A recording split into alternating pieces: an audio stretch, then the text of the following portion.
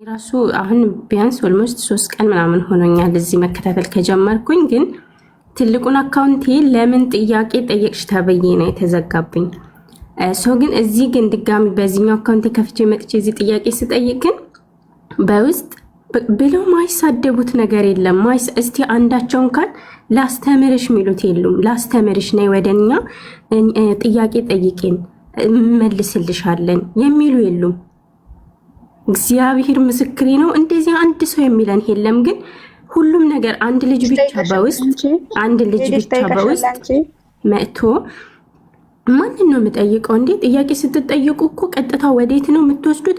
ትልልቅ አባቶች ትላላችሁ። ትልልቅ አባቶች ደግሞ ስንጠይቃቸው ደግሞ ትቀጸፊያለሽ እንባላለን። እኛ ማንን ጠይቀን ነው? ግልጽ እና ጉራጌ ጠይቅ፣ ተማር፣ እውነትን ታገኛለህ። እውነትን ከመፈለግ የእነሱ ስድብ አያቆመንም። እውነትን እስከ ጥግ ድረስ እንፈልጋለን።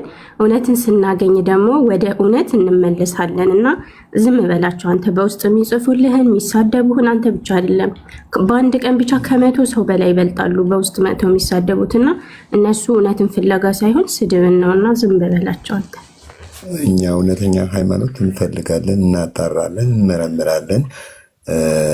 ሙስሊም ነህ ወይ ምንድነህ? ግን እውነተኛ ሃይማኖትን ተናገር ሲሉኝ ምክንያቱም አምላክን አትወቁኝ። አምላክ ማንኛውም አምላክ ሳታቁኝ አምልኩኝ ያለ አምላክ የለም። እወቁና አምልኩኝ ነው ያለው። ስለዚህ ሳናቀው የምናመልከው አምላክ የለም። በቃ ጥያቄ ከፈጠረብን መጠየቅ እንችላለን። ጠይቀን እናመልከዋለን አምላካችንን። እናንተን የፈጠረ እኛም ፈጥሮናል።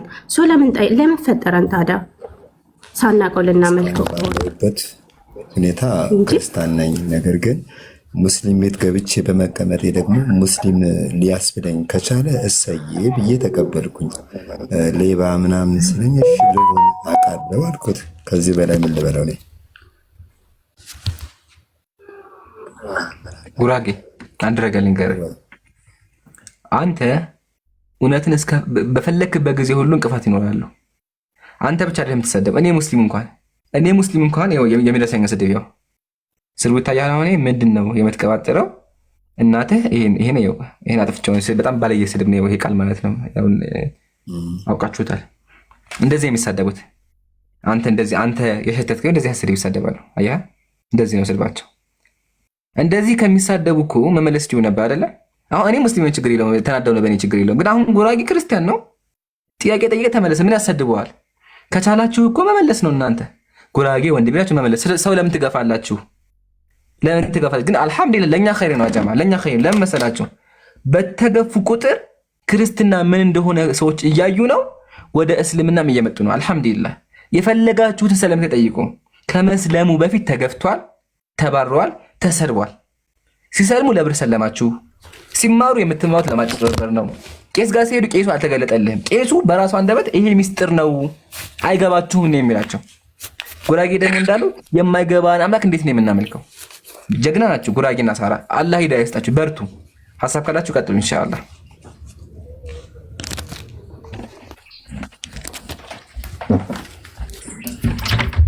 ከመቀጠላችሁ በፊት ግን አንዴ በድሮ ጊዜ ማለት ነው አንድ ነገር ልንገራችሁ። የሆኑ ሰዎች ነበሩ ስለ ክርስትና ጥያቄ ጠየቁ። ስሙኝ በደምብ፣ ስለ ክርስትና ጥያቄ ጠየቁ። ከዛ ክርስቲያኖች የመለሱት ነገር አዳምጡ። ክርስቲያኖች መልስ ሲሰጡ ነው ምን ብለው መለሱ ላሳያችሁ። ያው እንደዚህ ብለው መለሱ። ከእንግዲህ ወዲህ እንደዚህ ብለን እናዛችኋለን፣ ከኛ ተለዩ።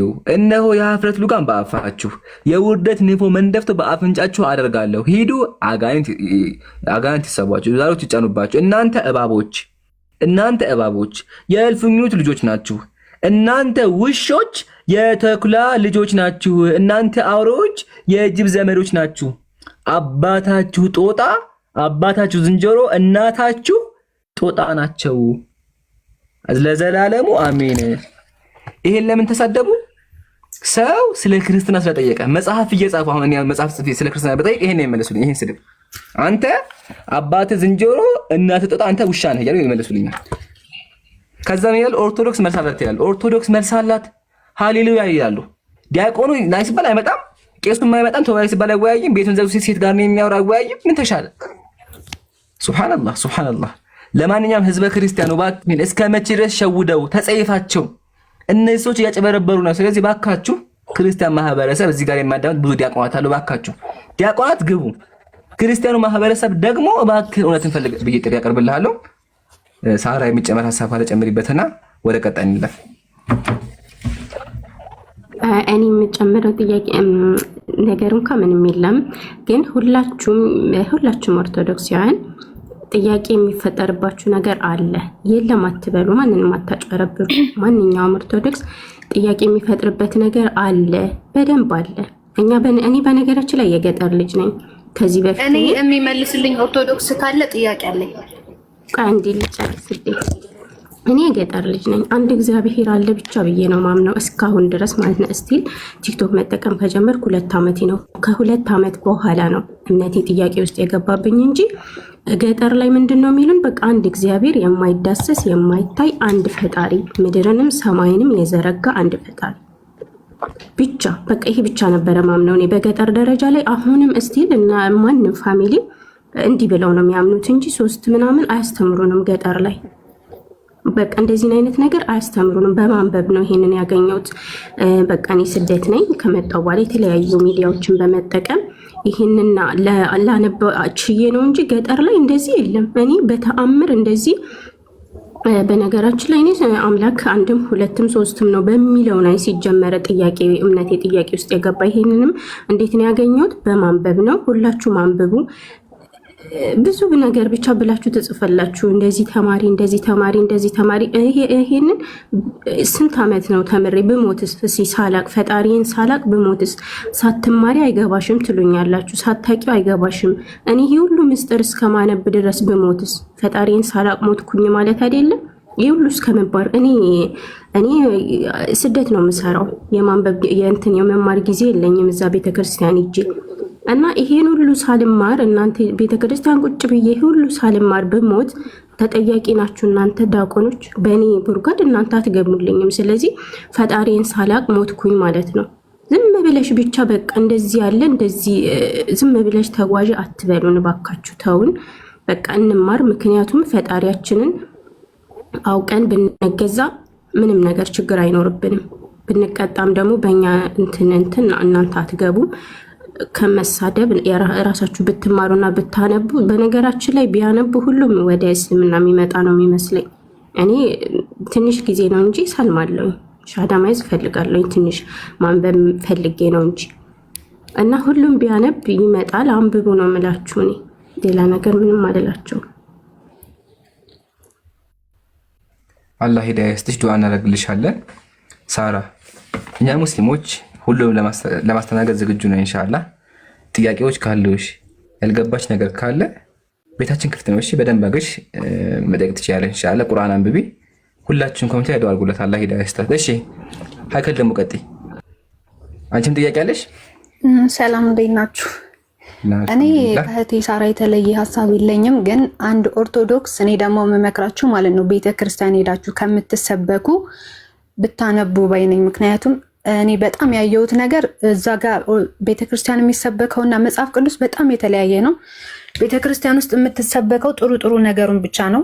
ከዛ ማንኛውንም ሰው ብትጠይቀው ኦርቶዶክስ ወገባቸውን ገትረው ነው የሚከራከሩ። አንብበው ሳይሆን ግን እዛ ጋር ያዩትን ብቻ ነው የሰሙትን ብቻ ነው። ሲቀጥል እኔ የሆነ ሰዓት ላይ ሁሱ ቤት ገብቼ ለፎይ እነሱ ላደረጉት እንትን አስተያየት ሰጥቼ ነበረ። ስነስርዓት ደስ ይላል ምናምን ትክክል ነህ ምናምን ብዬ እንዳለችው በውስጥ በቃ መቆሚያ መሄጃ ነው ያሳጡ። በጣም ነው የሚሳደቡት። አትሳደቡ፣ አንብቡ። እዚህ ጋር ይሄ ዓለማዊ ጦርነት አይደለም። ከላይ ያሸነፈ ሳይሆን ከእውነቱ ጎን መቆም ነው። ሲቀጥል እኔ በጣም ጥያቄ የፈጠረብኝ ነገር እኔ አንብቤ አላቅም። አሁን እድሜ ለሁሱና ለእፎይ እነሱን በቃ በማየት ነው ትንሽ እንትን ያልኩት። ሲጀመር በመጀመሪያ ደረጃ 3 አምላክ ሊኖር አይችልም። ሲቀጥል ደግሞ ኢየሱስ ክርስቶስ ለዓለም ሁሉ ለእዳችን ለጥፋታችን ዋጋ ከከፈለልን አንድ ሕፃን ሲወለድ የሚጠመቀው ለምንድን ነው ብዬ ስጠይቅ እዳ ስላለበት ነው። የአዳምና የሔዋን እዳ ስላለበት ነው። በሌላ በኩል ደግሞ ኢየሱስ ክርስቶስ ለእዳችን ዋጋ ከፍሎልናል ይባላል። ሲቀጥል አንድ ሕፃን ልክ ሲጠመቅ ነው የኢየሱስ ልጅ የሚባለው ወይም የእግዚአብሔር ልጅ የሚባለው ከተባለ ከመጠመቁ በፊት የማን ልጅ ነው? ሌላው ደግሞ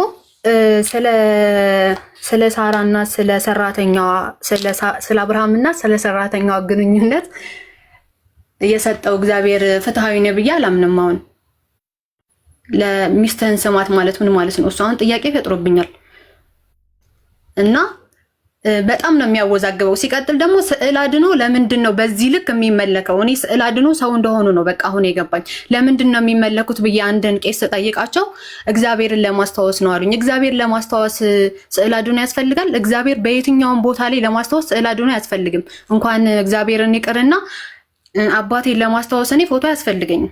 ዓለምን የፈጠረ ነው ከተባለ ማለት ነው። እና አትሳደቡ። ሲቀጥል ደግሞ ከእውነት ጎን ቁሙ። ለምንድን ነው የምትሳደቡት? ሲጀመር እንደ ዓለማዊ ጦርነት አይደለም። አትሳደቡ። በጣም ቀፋፊ ስድብ ነው የምትሳደቡት። ደግሞ በዛ ላይ ስነ ስርዓት ይኖራችሁ፣ አንብቡ። አንድ ደግሞ ይሄ ሁሱ አልተገለጸም ባለው ነገር ላይ ምንድነው አስር አልተገለጸም እግዚአብሔርም አልተገለጸም እንዴ?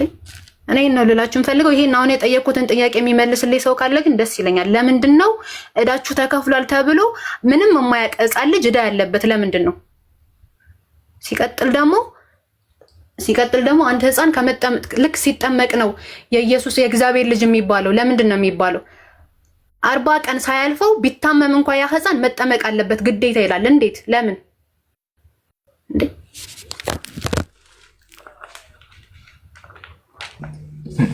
አላህ ሂዳያ ይስጥሽ።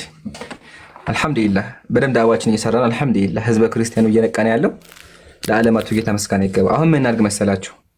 ገስት ላይ 3 ክርስቲያን አለ። 3ቱም ስለ ክርስትና ጥያቄ አላቸው። እኔ አላወራም። ሊመልስላቸው የሚችል ዲያቆን ካለ እባክህን አንድ ብትጻፍ። እኔ አላወራም። በቃ እኔ አላወራቸውም። እኔ ባወራቸው ሙስሊም ነው። እጄ ላይ መጽሐፍ ቅዱስ አለ። ሁሉ መጽሐፍ ቅዱስ፣ ይሄ መጽሐፍ ቅዱስ፣ ይሄ ሁሉ መጽሐፍ ቅዱስ፣ እዚህ ጋር መጽሐፍ ቅዱስ አለ። ብዙ አለኝ። ግን እኔ አላወራም። ችግር የለውም። ዲያቆን ካለ እባክህ አንድ ዲያቆን ገስት ግባና እባክህን መልስላቸው። ወገኖች ያድናቸው። ያው እስልምናን አትቀበሉ ምትሉ ያወራሁትን ነገር ሰምታችሁኛል? ይቅርታ እኔ ኔትወርክ ይዞኝ ነበረ። በደንብ ተሰምቷል። እሺ ቀጥይ ሳራ። እሺ ወደ እስልምና እውነትም ወደ እስልምና ሃይማኖታችንን መቀየር ማትፈልጉ ከሆነ እንዳንወጣ ከቤተ ክርስቲያን እንዳንወጣ ማትፈልጉ ከሆነ ኑና ጥያቄያችንን መልሱልን። እኛ ማንኛውም እምነት ትክክለኛ እምነት ከሆነ ችግር የለብንም ለመከተል። ግን እውነትን ነው የምንፈልገው። በስርዓት የምታስረዱን ከሆነ የምንጠይቃችሁን ጥያቄ በትክክል የምትመልሱልን ከሆነ በነገራችን ላይ ምንም በድብቅ የሚገዛ አምላክ አለ ብዬ ራሱን ሳይገልጽ ራሱ እንደዚህ ብሎ በግልጽ በመጽሐፍ ቅዱስ ላይ ሳያስቀምጥ ተገዙኝ የሚል አምላክ አለ ብዬ አላምንም መቼም። ምክንያቱም ፈጣሪ ራሱን በእንትኑ በመላእክቱ በነቢያቶቹ ግልጽ አድርጎ እስካልነገረን ድረስ እኛ በምን አውቀን ነው የምንገዛው? ግን እናንተ በመጽሐፉ ያለውን ነገር ስንጠይቃችሁ ትቀሰፋላችሁ ብላችሁ እኛን ታስፈራራላችሁ። ስለዚህ እኛ በምን አውቀን እንገዛው አምላካችንን? ስለዚህ የምትመልሱልን ካላችሁ ግቡ እና መልሱን። አልተገለጸም። በነገራችን ላይ ሁሱ ህዝበ ሙስሊሙ ማለት ነው በደንብ ማመስገን አለባችሁ። የምሬ ነው የምላችሁ፣ በደንብ ማመስገን አለባችሁ። ምክንያቱም ይሄ አልተገለጸም የሚለው መዘዝ ማለት ነው ብዙ ነገር ነው የቀየረው፣ ብዙ ነገር። ምክንያቱም እኔ በቃ ተስፋ ቆርጬ የመጨረሻ ተስፋ ቆርጬ እዚህ ደረጃ ለመድረስ የቻልኩት አልተገለጸም በሚለው ነው። አልተገለጸም ሲሉ አሁን እኔ የምሬ ነው እኔ በራሴ አፍራለሁ። ምክንያቱም እነሱ የሚፈልጉት ያልሆነውን ነገር ያልተገለጸውን ነገር ጨምሮ እንዲያወራ ነው የሚፈልጉት፣ እንዲያወራ። ምክንያቱም እሱ ምንድነው ያለው? ያልተገለጸውን ነገር ግልጽ ያልሆነውን ነገር ግልጽ አናረግም፣ ግልጽ የሆነውን ነገር ግን እንዳለ እናስቀምጣለን ብሎ ነው የተናገረው። ምናክል ይሄ እስልምና ላይ ምናክል በትክክለኛ መንገድ እንድትመሩና ምናክል ደግሞ በእውነተኛ በመጽሐፉ ብቻ ያለውን እንደምትናገሩ ነው የሚያመለክተው። ይሄ እኮ እውነትን ነው። በቃ ይሄ እውነትን ለሚፈልጉ ሰዎች መንገድ ነው የሚመራው፣ መስመር ነው የሚያሳየው። የእውነቴ ነው የምለው እኔ መስመር ነው የሆነን። አልተገለጸም፣ መስመር ነው የሆነን። በቃ 100% ይሄ እኔ መስመሬ አልተገለጠም ነው። ምክንያቱም ምን አክል እውነት ላይ መጽሐፍ ቅዱስ ላይ ግን የማይጨመር ነገር የለም። ሲፈልጉ በፍላጎታቸው የፈለጉ ጊዜ ጨምራው የፈለገውን ይቀንሳሉ። እንደዚህ የሆነ መጽሐፍ ቅዱስ ብዙ ጊዜ ተበርዟል። ግን የፈለጉትን ያወጡታል፣ የፈለጉትን ይቀንሱታል፣ የፈለጉትን ለምን? እሺ ሳራ ይብቃሽ። በቃ አሁን ወደ ጥያቄ እናገራለሁ። ለምን ሲጀመር መጽሐፍ ቅዱስ ሊበረዝ ለምን አስፈለገ? ሰው ማለት ኦርቶዶክስ ይምጣ ብላችኋል። አሁን እንመልሳለን። አንተ ሲጀመር አንተ ተሳዳቢ ነህ። አንተ ሲጀመር ምን ታውቅና ነው የምትመልሰው? አንተ ኦርቶዶክስ ይምጣ ተብያለሁ። አሁን ጠይቂና ይፈልግሽው እንመልስ። ለማትራጋም ለምን ትረበሻለህ? ሐሳቡን መጀመሪያ ስማ ታወራለህ። ሐሳቡን እኮ እየሰማህ አይደል? አይ ፖለቲካ አትስሯ። የሌለ ነገር ሲጀመር እፎይ ሸውዶናል። በሐሰት ትምህርት ሸውዶናል። እፎይን እኔ ከስንት ዓመታት በፊት ነው የምከተለው። ከስንት ዓመታት በፊት ነው ማውቀው፣ ከአንተ በፊት ማለት ነው። ግን ሸውዶናል።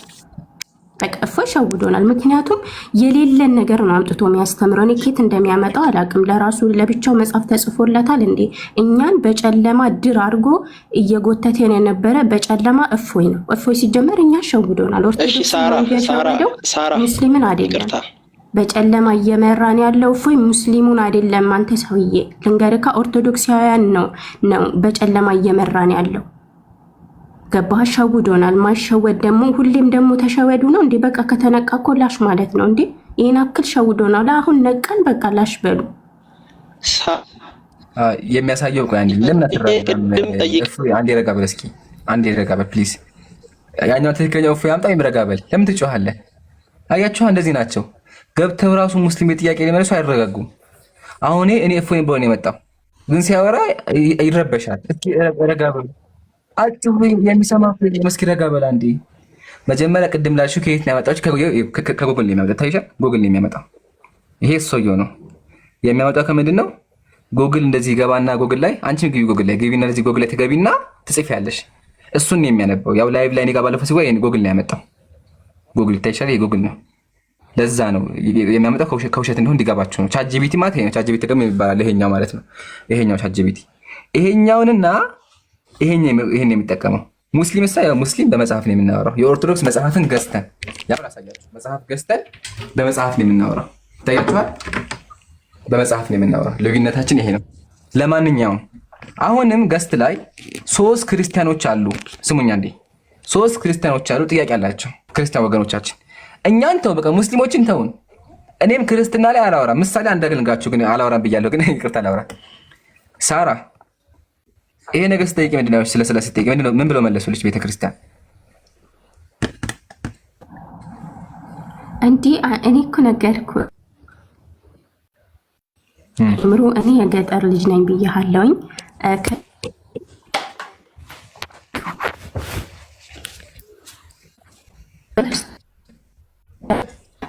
ከዛ በኋላ ቤተክርስቲያን ነው የምንሄደው። እኔ ማውቀው አንድ እግዚአብሔር ብቻ እንዳለ ነው እስካሁን ድረስ ማለት ነው። ግን ይሄ ነገር በሚዲያ ነው እኔ መጠያየቅ የጀመርኩት። ግን ስጠይቃቸው ትቀጸፊያለሽ፣ ተማሪ መጀመሪያ ተማሪ ነው የሚሉኝ። እኔ ሊገባኝ አልቻለም።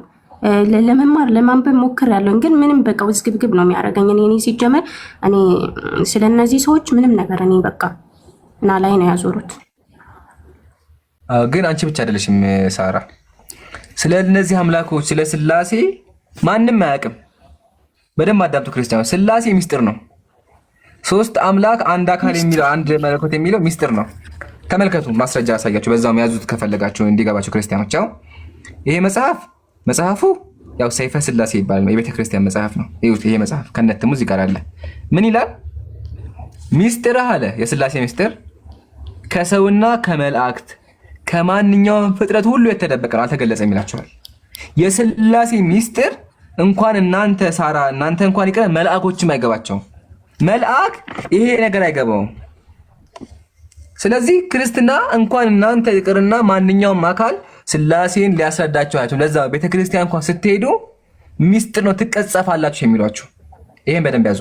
አሁን ሐሳብ ካላችሁ ሐሳብ ስጡና ምን እናደርጋለን? ገስት ላይ ሊመልስላችሁ የሚችል ክርስቲያን ካለ ይገባል። ልንገራችሁ አዲስ ለገቡ ያ ጀማ እዚህ ጋር 3 ክርስቲያን አለ። ሳራ ሃይከል መሰለኝ የሚለው እና ጉራጌ አለ። 3ቱም ክርስቲያኖች ናቸው። ዛሬ እየተማሩ ነው ያሉት እና ጥያቄዎች አላቸው ክርስትና ላይ። ስለዚህ እባካችሁ ጊዜው ሳይረፍድባቸው መልስ ካላችሁ ግቡና መልሱላቸው። ዲያቆናት የት ናችሁ? እባካችሁ ሌላ ጥያቄ ያለኝ እኔ ጠይቂያቸው። ሲጀመር ለምንድን ነው ሚስጥር ናት የተባለችበት ምክንያት? ዓለማዊ ህይወት እየኖርን ዓለም ላይ ያለን ህዝቦች እያለን ሚስጥር ለምንድን ነው የሆነችው? ሚስጥር ከሆነች እንዴት ነው አውቀንስ ፈጣሪ እንዳለ የምናመልከው? ለምን ሲጀመር ሚስጥር ተባለች? እሱ ራሱ አንድ ጥያቄ ነው። ባይዘዌኔ አሁን እዚህ የምጠይቃቸውን ጥያቄዎች ራሱ ጠይቄ መልሶቹ ራሱ ጥያቄ ናቸው ችግሩ ማለት ነው። ወይ ማንበብ አንችልም በሉ፣ አረዳድ አንችልም በሉን። ሚስጥር ምንድን ነው? ሚስጥር ሲጀመር አልገባኝም እንዴ። እኔም የሆነ ስጠይቅ ሚስጥር ነው እሱ በሰማይ ቤት ነው የሚገለጽልሽ አለኝ። ሰማይ ቤት እስከምደርስ ድረስ ማን ነው የሚገልጽልኝ?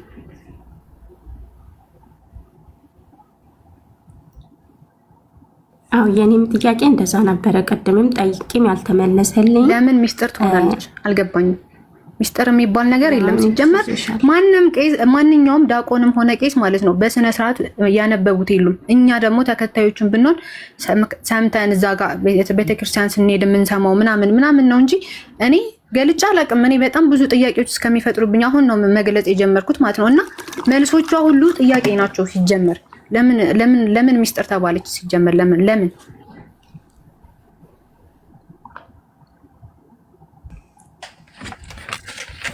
ሊመልስ የሚችል ካለ ይግባና ጥያቄውን ይመልስ።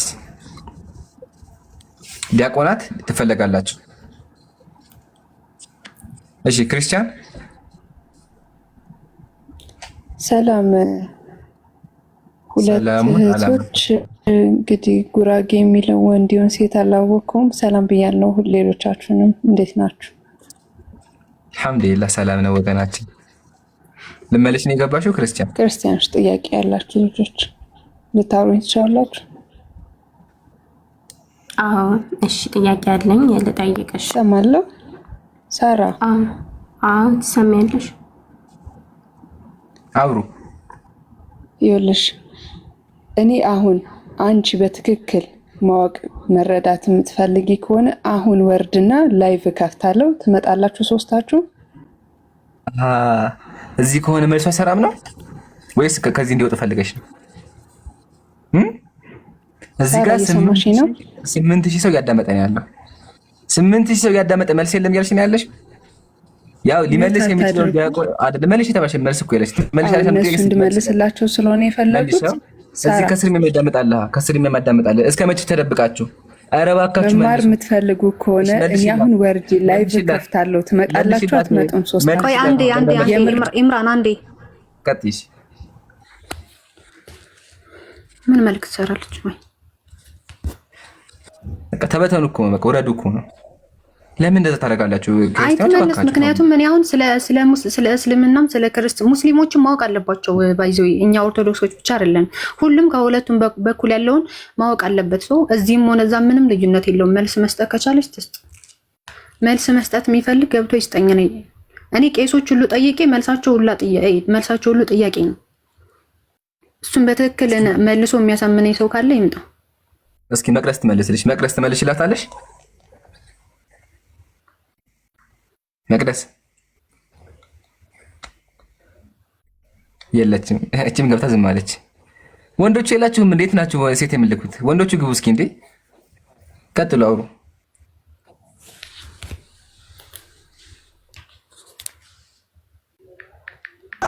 እነሱ እንደዚህ ነው እኮ የሚያፍኑን፣ በድብቅ ነው በቃ። ትምህርታቸውን በድብቅ ንግግራቸውን በድብቅ እኛንም ድብቅ አድርገው አስቀሩ።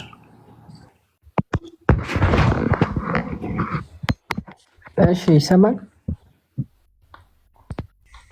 ይሰማል። ሄኒ የእናንተ ድራማ ግን መቼ ነው ማብቂያው? እስቲ ንገሩ። ሲቀጥል ልጆቹ እዚህ ጋር የሰበሰብካቸው ልጆች ክርስቲያን አይደሉም። እየሰማችሁ እንዴ? መልኳቸው ይሄን ነው። አዎ ክርስቲያን አይደሉም። ሀከር ስሚ በደንብ ሳራ ስሙ። እሺ እና ምንድን ነው? ቆይ ስላሴን ሳታምኝ እንዴት ክርስቲያኖች? ሙስሊም ነኝ። የገጠር ልጅ ነኝ። እናንተ ተሸውጄ ሳምን ነበር እስከዛሬ። ጥያቄ እኮ ነው የጠየኩት። ጥያቄ ነው የጠየቅነው። እኔ የገጠር ልጅ ነኝ። ቤተክርስቲያን የለም እንደ ገጠር ላይ ቤተክርስቲያን አለ። የልክ ልንገርህ ወንድሜ፣ በስርዓት መልስ ልትመልስልኝ ከፈለግ ጥያቄን አዳምጠኝ። አይደለሽም ሲጀመር አይደለሽም። ክርስትና ስምሽ ማን ነው? ጥያቄ ልትመልስ አሁን ጥያቄ ልትመልስ ነው የገባው ወይስ ልትመረምር ነው? ንገሪኝ። ክርስትና እኔ ልትመረምር ነው? ጥያቄ ልትጠይቅ ነው የገባው? ክርስትና ስምሽን ተናገሪ። ምን አገባክ? ምን አገባ? ጥያቄ መልስልኝ። ጥያቄ ጠይቁ ይመለስላችኋል አይደለም ያልከው? ጠይቅ መልስ። ክርስቲያን አይደለሽ። ጥያቄ ሊጠነቁል ነው የክርስትና ስምሽ ነው መደበቃችሁ። እኔ ግርም የሚለኝ እስካሁን ድረስ የሰለመው ታዲያ እስካሁን ድረስ ሚዲያም ላይ ይሁን መሬትም ላይ ሆነ የሰለመው እሺ ሙስሊም ነው? እኔ እኮ ግርም እኮ ነው የምትሉኝ እያያችሁ ማታም ነው። ቀላል እኮ ነው። አንድ ነገር ላገባባቸው ችግር የለውም። እሺ ሙስሊም ናቸው። እሺ ሙስሊም ከሆነ አትመልስላቸው። ሙስሊም አይደለንም። እኔን አይጠይቀኝም። የክርስትና ስሜን ለምን አትመልስም? ሲጀመር እሱ ብቻ ሳይሆን ማለት ነው እግዚአብሔር ኢየሱስ ክርስቶስን ሲወርድ የዳዊት ልጅ ትሆናለህ ብሎታል። ለምን ትሆናለህ? ለምንድን ነው ትሆናለህ ያለው? ዳዊት በምድር ላይ ስልጣን ስለነበረው ስልጣን ተፈልጎ ሽወዳ ነው ለእኔ ማለት ነው። ሲቀጥል እግዚአብሔር ምንም ህዝብን ማስተማር ከፈለገ ብዙ መላእክቶች አሉ። ምንድን ነው ዙሪያ ጥምጥም ድራማ መስራት አያስፈልግም። ዓለምን ማመን ነበረ። ግን አሁን በቃ ለእኔ ጥያቄ ሆኖብኛል። መብቴ ነው እሱ ደግሞ የዳዊት ልጅ የአብርሃም ልጅ እንዴ! አንድ እግዚአብሔር ልጅ አለው። ልጁ አባቱ ነው፣ አባቱ ልጁ ነው። መልአኩ ነብዩ እግዚአብሔር ነው። ነብዩ ፈጣሪ ነው፣ ፈጣሪው ነብይ ነው። ምን አይነት ነገር ነው ያልገባኝ? ለምንድን ነው ዙሪያ ጥምጥም የሚካሄደው? በዛ ላይ ዳዊት፣ አብርሃም፣ እግዚአብሔር ራሱ አባቱ ሶስት አባት አለው፣ አንድ እናት አለው።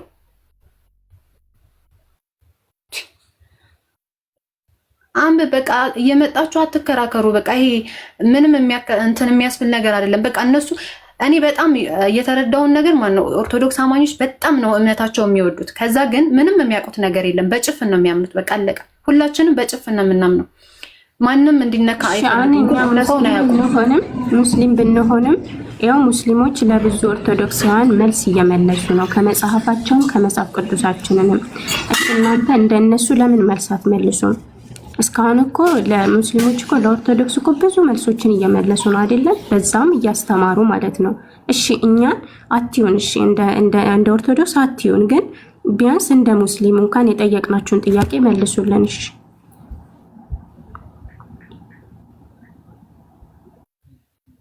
ትክክል። አሁን ጥያቄውን ግልጽ ላድርግላችሁ። እኔም ጥያቄ አለኝ። ባዘቤ እኔም ክርስትና ላይ ብዙ ጥያቄዎች አሉኝ። ክርስቲያን ወገን እየሰማ ከሆነ እንዴት ብሎ ነው ሶስት አምላክ የሚኖረው? አምላክ እንዴት ብሎ አባት ይኖረዋል? ግን እናንተ አብ፣ ወልድ፣ መንፈስ ቅዱስ፣ ይሄኛው አምላክ፣ ይሄኛው አምላክ፣ ይሄኛው አምላክ፣ ይሄም አምላክ አብ ነው፣ ወልድ ነው፣ መንፈስ ቅዱስ ነው። እንዴት ብሎ ሶስት አምላክ ይኖራል? ይሄ ጥያቄ ነው። በኋላ እናወራበታለን። መጽሐፍ ቅዱስ እንደዚህ የሚል ነገር የለም። እኔ ጋር ልወያይ የሚችል ካለ ይግባ። ግን እኔን ተውኝና ገስት ላይ ቅድም መጥተው ሲያወሩ የነበሩ ጥያቄ ያላቸው ክርስቲያኖች አሉና ዲያቆናት እባካችሁ ግቡና መልሱ። እዚህ ጋር 10,000 ሰው እያዳመጠ ያለው 10,000 ሰው መልስ ይፈልጋል። 10,000 ሰው መልስ ይፈልጋል። ስለዚህ ጀግና ክርስቲያን ዲያቆናት እያዳመጠ ከስልኮ ኮሜንት የጻፉት እናያለን። ግቡ እንጂ ግቡና የአምላካችሁ ምን እንደሆነ ከየት እንደመጣ አስረዱን። ግን ካላስረዱ ማለት ነው እኔ ደግሞ በተዘዋዋሪ ይሄ ሶስት አምላክ የሚለው ፎቶ ከነ ፎቶ ራሱ የመጣው ከህንድ ሀገር እንደሆነ ህንዶች ከ1500 ዓመት በፊት ከክርስትና በፊት ማለት ነው ስላሴ ብለው ያምኑ ነበረ። ያንን ስላሴ ኢትዮጵያውያንና የኦርቶዶክስ ክርስቲያኖች ገልብጠው አምጥተዋል። ክርስቲያኖች ገልብጠው ያምናሉ። ስለዚህ ሊመልስ የሚችል ክርስቲያን ካለ ይግባና መልስ ይመልስ። ዲያቆን የሚሆን ሴትም ይሁን ወንድም ይሁን ብቻ መልስ ያለው ይግባ። ዮሐንስ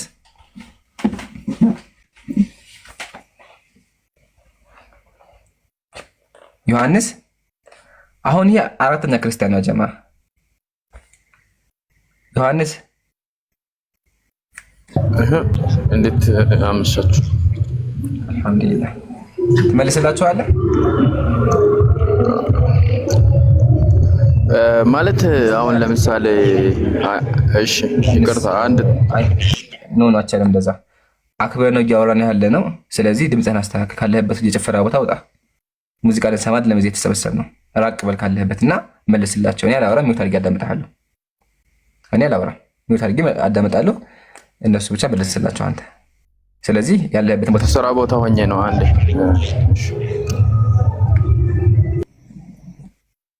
በቃ እንደዛ ከሆነ ተመልሰህና ችግር የለውም እንጂ ጫጫታ ውስጥ ቆይ አንዴ። እሺ አንዴ ልውጣ። አንዴ ቦታ ላይ በቃ ችግር የለውም እንጠብቅሃለን። ማንም እንዳያወርደው በቃ ወይም ድጋሚ ጋር አስተላከል እና ይግባ። እሺ ሊመልስ የሚችል ክርስቲያን ካለ እሺ፣ ባርኮት አቤት አቤት ትመልስላችኋለህ? እስቲ ይጠይቁ። የሀይከል እስቲ ተጠይቀኝ። ሳራና ቅድም እንዳለው ጉራጌው ያው ሙስሊም ስለሚመስሉኝ እስቲ ሀይከል ምንድነው ጥያቄሽ? እሺ አያችሁ ድራማ ነው የሚመስለው አብዛኛው። አንዴ ሲጀመርስ በነቋዋ ጀመርክ። አያችሁ አይደለ? ሙስሊም ናችሁ አለ። ጥያቄውን ከመመለስ ይልቅ ፐርሰናል አታክ። አንድ ሰው በእስልምና ራሱ በስሚው ታጋ ቢላህ እንዲገባችሁ ምን አይነት ሰዎች እንደሆኑ ምን አይነት የዘቀጡ እንደሆኑ ማለት እንዲገባችሁ። ለቃሉ ይቀር ተዘቅጣህ በጣም ባለጌ ነህ። ለቃሉ ይቀር። አንድ ሙስሊም ነኝ ካለ خلاص ለአላህ ነው የምንተው። ጥያቄውን እንመልሳለን። ገና ጥያቄ ሲጠይቁና ክርስትና ላይ ሲወያዩ ምን ማለት ጀመሩ? ይሄማ ሙስሊም ነው ምናምን ማለት ጀመሩ። በጣም ያሳዝናል። በጣም ታሳዝናላችሁ። ለማንኛውም ይሄ ስብዕናን የሚያሳዩን ተወውና ያው ጥያቄዎች ይመልስላቸው። ሳራ ሀይከል ቀጥሉ።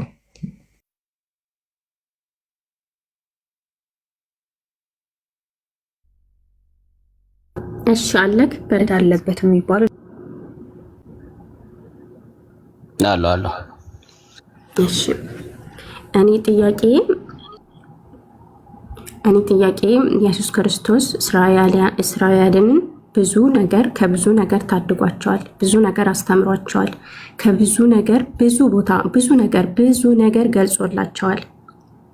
ግን ስለ ሶስቱ ስላሴ ለምን ሚስጥር አረገ? ይሄን ብዙ ነገር አውቀዋል። ብዙ ነገራቶችን አስተምሯቸዋል። ይሄንን ነገር ለምን አለፈው? ለምን ግልጽ ሳያደርገው አለፈው? ምክንያት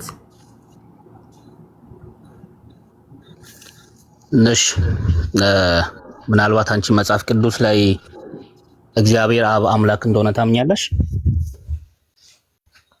እግዚአብሔር እንዳለ ነው ማለት ነው። መጽሐፍ ቅዱስ አንብበሽ ታጣቂም? ስለ መጽሐፍ ቅዱስ ሰምተሽ አንብበሽ በራስሽ ሰው ሲያወራም ስለ እግዚአብሔር አብ ሰምተሽ ታውቂያለሽ? አዎ አውቃለሁኝ። መጽሐፍ ቅዱስ አነባለሁኝ። አልገባኝም። በቃ ስለ ሶስቱ ስላሴ በአጠቃላይ አልገባኝም።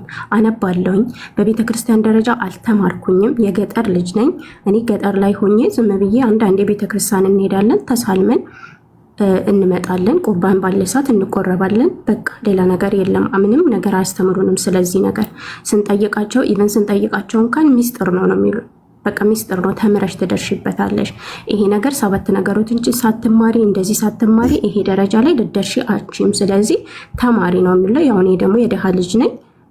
ስደት መጣሁኝ ሳልማርም፣ ግን ሳላቃቸው ቀረውኝ እና አሁን ደግሞ ብዙ ነገር ሳነብ ብዙ ነገር ነገራቶችን ስመረምር ይሄ ነገር ጥያቄ ሆነብኝ እና ምንም ነገር አልገለጥልሽም አለኝ። እናንተ እንድትገልጥልኝ ነው የምፈልገው። እሺ መጽሐፍ ቅዱስ ላይ እግዚአብሔር አብ ወይም ደግሞ አዲስ ኪዳን ላይ ብታይ አብ ይላል፣ አባት ይላል፣ የኢየሱስ ክርስቶስ አምላክና አባትም ይላል እና አብ የሚባል አካል አለ። ይህን ታውቂያለሽ?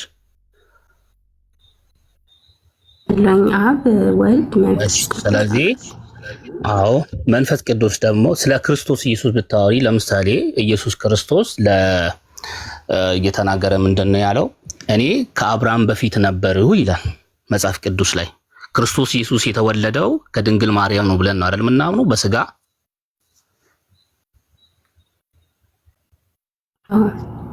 ነገር ግን ኢየሱስ ሲናገር ምን አለ?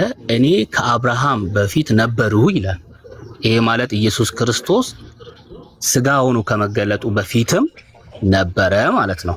መጽሐፍ ቅዱስ ላይ ቀጥታ እንደዛ ተናግሯል። ባረኩት ያልክ ባንዴ በባክህ ከሳራ ጋር እያወራው ነው። ካንተ ጋር ላውራ። ቆይ አንድ ፕሊስ ላቋርጥ። ትቀጥላለህ ግን ላቋርጥ። እንዴት መሰለህ መጽሐፈ ምሳሌ የሚላል ቃውል አጨም ይላል። አሁን እያረክ ያለው አንተ የእግዚአብሔር ቃል ላይ የጭበረበርካት ነው ያለው። ወላሂ የጭበረበርካት ነው ያለው። ግልጽ ነገር ነው የምፈልገው። ውሸት ምናምን ምንም አያደርግልኝም። ያ በደንብ አዳምጥ። ባርኮ የጠየቀች ጥያቄ ሶስቱ አካል ለምንድን ነው መጽሐፍ ቅዱስ ላይ የሌሉት ነው ያለች። አልጠየቀችም። ስለዚህ ሰማከ ጥያቄዋ አብ ወልድ መንፈስ ቅዱስ አምላክ ናቸው የሚል ለምንድን ነው መጽሐፍ ቅዱስ ላይ የሌለው ነው ያለች። መልሰው እስኪ። ይሄ ቃል በቃል አብ ወልድ መንፈስ ቅዱስ አምላክ ናቸው የሚል ቃል በቃል የለም። እኔ ግን ገልጬ መንፈስ ቅዱስ አምላክ መሆኑን፣ ኢየሱስ አምላክ መሆኑን፣ እግዚአብሔር አብ አምላክ መሆኑን አሳያለሁ። ምክንያቱም ቃል በቃል እንዲህ ለምን አልተጻፈ? ሶስት አምላክ አይደለም። ካንተ ጋር ላውራ። አንድ አምላክ በቃ ጋር ታወራለች። አንዴ ሳራሽ ልጁን ትያለሽ። አንድ አምላክ ካለ ሶስት አካል ያለው ማለት ነው። በሶስት አካል የተገለጠ። እሺ ይሄ መጽሐፍ ቅዱስ ላይ ያስተምረው በዚህ ያመነ ነብይ አለ? ሶስት አካል ብሎ ያመነ ነብይ ሶስት አካል አለ ብሎ ያመነ ነብይ አለ ወይ? ብሉይ ኪዳን ላይ ክርስቶስ ኢየሱስ በአካል አልተገለጠም አይደለ? ስለዚህ ነቢያት አያምኑ ማለት ነው። ያምናሉ እንጂ። ነገር ግን አሁን እያልኩ ያለው አንተ ነብይ ቃል በቃል ይኸውልህ፣ ቆም እዚህ ጋር ነው። የለም ያመነ አንድ ነብይ ስጠኝ። እሺ ምን ብሎ ያመነ? አሁን ቃል በቃል አሁን እያልከኝ ያለው ቃል በቃል እያልከኝ ቃል በቃል አይሆን ችግር አይሆን። ቃል በቃል በሐሳብ ደረጃ የትኛው ነብይ ነው አብ ወልድ መንፈስ ቅዱስ አምላክ ናቸው ብሎ ያመነ? ይኸውልህ መጽሐፍ ቅዱስ ነው የምናወራው። መጽሐፍ ቅዱስ ላይ ክርስቶስ ኢየሱስም የተገለጠው በአዲስ ኪዳን ነው። መንፈስ ቅዱስም ራሱን የገለጠው በአዲስ ኪዳን ነው። ስለዚህ ነቢያት አምላክን አያውቁትም ነበር? ያውቁታል። ለምሳሌ ነቢያት እንደሚያውቁት ማስረጃ ልስጥህ። አዎ አብ ወልድ መንፈስ ቅዱስ እንደሚያውቁ ማስረጃ። ለምሳሌ ስለ ወልድ እንደሚያውቁ ልስጥህ። እሺ ስጠኝ። ስለ ወልድ እንደሚያውቁ ዕብራውያን አንድ አውጣ። መጽሐፍ ቅዱስ ዕብራውያን አንድ አውጣ። ዕብራውያን አዲስ ኪዳን ነው። በነቢያት ጊዜ የነበረ መጽሐፍ አይደለም። ከነቢያት መጽሐፍ አሳየኝ። ወደኋላ እንደመሄድ ፈልጌ ነው። ከዕብራውያን ጀምሬ ዕብራውያን አዲስ ኪዳን ነው። አሁን እያጭበረበርክ ነው ያለው። ዕብራውያን አዲስ ኪዳን ነው። እኔ የጠየኩህ ከብሉይ ኪዳን ነው። የምን ማጭበርበር ነው? ለምንድን ነው በትክክል እያወራሁ ማጭበርበር የምትለው? ባርኮት እያጭበረበርክ ነው። ላሳይክ። ዕብራውያን መጽሐፍ ነው። ዕብራውያን አዲስ ኪዳን ነው። እኔ ጠየቁ ደግሞ ሀሳቤን አስጨርሰኛ። ለምንድን ነው ሙሉ ይኸውልህ፣ ሀሳቤን ጊዜ ስጠኝና አስጨርሰኛ። ስለምን እያወራሁ እንደሆነ አውቃለሁ አይደል? አልገባህም? ጥያቄ እናስረዳ ድጋሚ። ከነቢያት መካከል ወልድን የጠቀሰ ወይ ስለ ወልድ ያወራ ወልድ መኖሩን የተናገረ አንድ ጥቀስ እያልክ ነው አይደለም? አልጠየኩም እንደዛ። እሺ አልሰማህም? ጥያቄ ዝም ብለህ የምታወራው ጥያቄውን ሳሰማ የምታወራው አያ ታዝናለህ። የምር ታዝናለህ። አያችኋል? የመለስ ገቡ ጥያቄው ራሱ አልገባውም። አዘንኩብህ። ሌላ ጊዜ ችግር የለም ከመመለስ ረጋ ብለህ ለማዳመጥ ሞክር። እሺ አይ አይደለም፣ ረጋ ብለህ አዳምጣህ ነው ልድገምልህ። እሺ ሀቢቢ አዳምጥ። ጥያቄያችን አብ ወልድ መንፈስ ቅዱስ የሚል ከመጽሐፍ ቅዱስ አሳየን አልኩ። የለም አልከኝ። ማሻአላህ። ከሌለ አብ ወልድ መንፈስ ቅዱስ አምላክ ናቸው ብሎ ያመነ ነብይ አለ ስልህ አዎ አለ አልከኝ። ልታቀርብ አልቻልክም። ቀጥሎ ግን ባላሳየህም ይሄንን ኢየሱስን ግን የሚያውቁት ነቢያት አሉ አልከኝ አይደል? ይሄን ያልከው ትክክለኛ አይደለ? ባልኩት እንድንግባባ ነው ሀቢቢ። ስለዚህ ምን ታደርጋለህ? የትኛው ነብይ ነው ኢየሱስ አምላክ ነው ብሎ ያመነ? ማስረጃ። ቀላል እኮ ነገር ነው። አሳይ። እሺ ያው ከነቢያት መጽሐፍ ማለት እሺ። አሁን ሳወራ መሀል አትግባና እድል ስጠኝ። ዕብራውያንን ያነሳውበትን ምክንያት እነግርሃለሁ። ቀጥል። ይኸውልህ ዕብራውያን እንደዚህ ይላል፣ መላእክቱን መናፍስት የሚያደርግ ካለ በኋላ ቁጥር 7 ላይ ወርዶ ስለ ልጁ ግን ይላል አምላክ ሆይ አይደለም የሚለው እንትን ይምሩ እየወጣ ይኸውልህ አምላክ ሆይ ዙፋን ከዘላለም እስከ እያወራው ነው። አምላክ ሆይ ይላል ስለ ልጁ ግን አንድ ባርኮት። ኧረ እባክህ ቆይ ኢምራን ጥቅሱን ይክፈትልህና እንትን ለአንተ እኮ የሚመች ሲቹዌሽን እንድፈጥርልህ ነው። እየወጣ እንትን ከምትል ኢምራን ጥቅሱን ይከፍትልሃል። ሌላው ደግሞ ኢምራን በተቻለ መጠን እንትን ቢያደርገው አንተ አሁን የትኛው ነብይ ነው ስላልከው ለምሳሌ አበበ የሚባል ነብይ ይበለንና ከዛ ወደ ጥቅሱ ይሄድ፣ ወይ ደግሞ እንደዚህ የሚባል ነብይ ከዛ ወደ ጥቅሱ ማለት ነው ይከፍትልሃል። ጥቅሱ ወይ ደግሞ እኔም እከፍትልሃለሁ። ዳዊት ስለ ዳዊት ነው ማወራው። ዳዊት ስለ ክርስቶስ ኢየሱስ በብሉይ ኪዳን የተናገራቸው ትንቢቶች ገና ሳይመጣ የተናገረው አምላክ እንደሆነ ስለተናገራቸው ትንቢቶች እነዛ ትንቢቶች ደግሞ ፍጻሜ እንዴት አገኙ የሚለውን አሳይሃለሁ ነው። እሺ ያከፍቻለሁ። እሺ ስለ መላእክትም ይላል መላእክቱ መናፍስት አገልጋዮቹን የእሳት ነበልባል የሚያደርግ ይላል። ስለ መላእክት ማለት ነው። ስለ ልጁ ግን አምላክ ሆይ ዙፋንህ እስከ ዘላለም ድረስ ይኖራል፣ የመንግስት በትር የቅንነት በትር ነው ይላል። እዚህ ጋር እያወራ ያለው ስለ ልጁ ነው። ስለ መላእክቱ ላይ መላእክትን መናፍስት አገልጋዮችን ደግሞ የእሳት ነበልባል የሚያደርግ ይላል።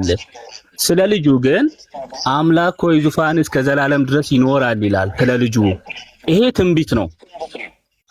ይሄ ትንቢት የት ነው የተነገረው? ለሰለሞን የተነገረ ትንቢት፣ በብሉይ ኪዳን የተነገረው ትንቢት በአዲስ ኪዳን ፍጻሜ አግኝቷል። ስለዚህ በብሉይ ኪዳንን እንግባ በማለት ነው።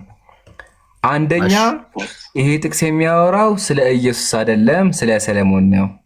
ሁለተኛ ይሄን ጥቅስ ማሳየት ያለብህ ከዕብራውያን ሳይሆን ከመዝሙረ ዳዊት ነው። ስለዚህ መዝሙረ ዳዊት ላይ ከፍተህ አሳየን። ሶስተኛ እዚህ ጋር የሚለው ጽድቅን ወደድክ አመፃን ጠላህ፣ ስለዚህ እግዚአብሔር አምላክ ከጓደኞች ይልቅ በደስታ ዘይት ቀባህ ይላል። አምላክ ይሄን ሰው የቀባው ምንድን ነው? ሰውየው ጻድቅ ስለነበር ነው። ከጓደኞቹ መርጦ የቀባው ጻድቅ ስለነበር። ስለ አምላክ አያወራም። ሲጀምር ስለ አምላክ አያወራም።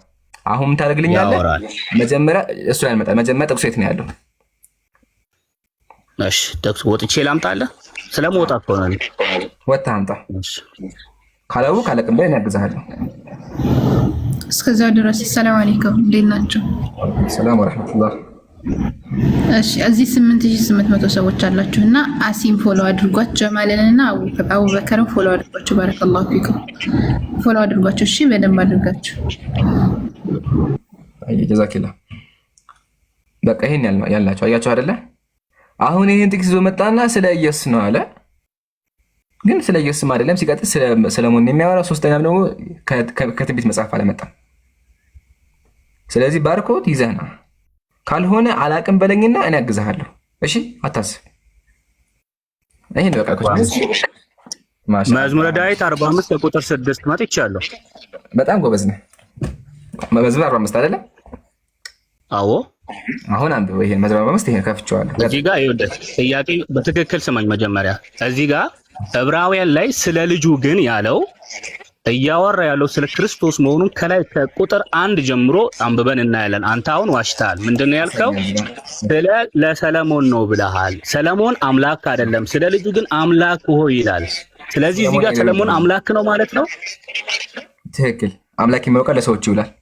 ኢቭን ሙሴ ራሱ አምላክ ነው። ሙሴ ራሱ አምላክ ነው።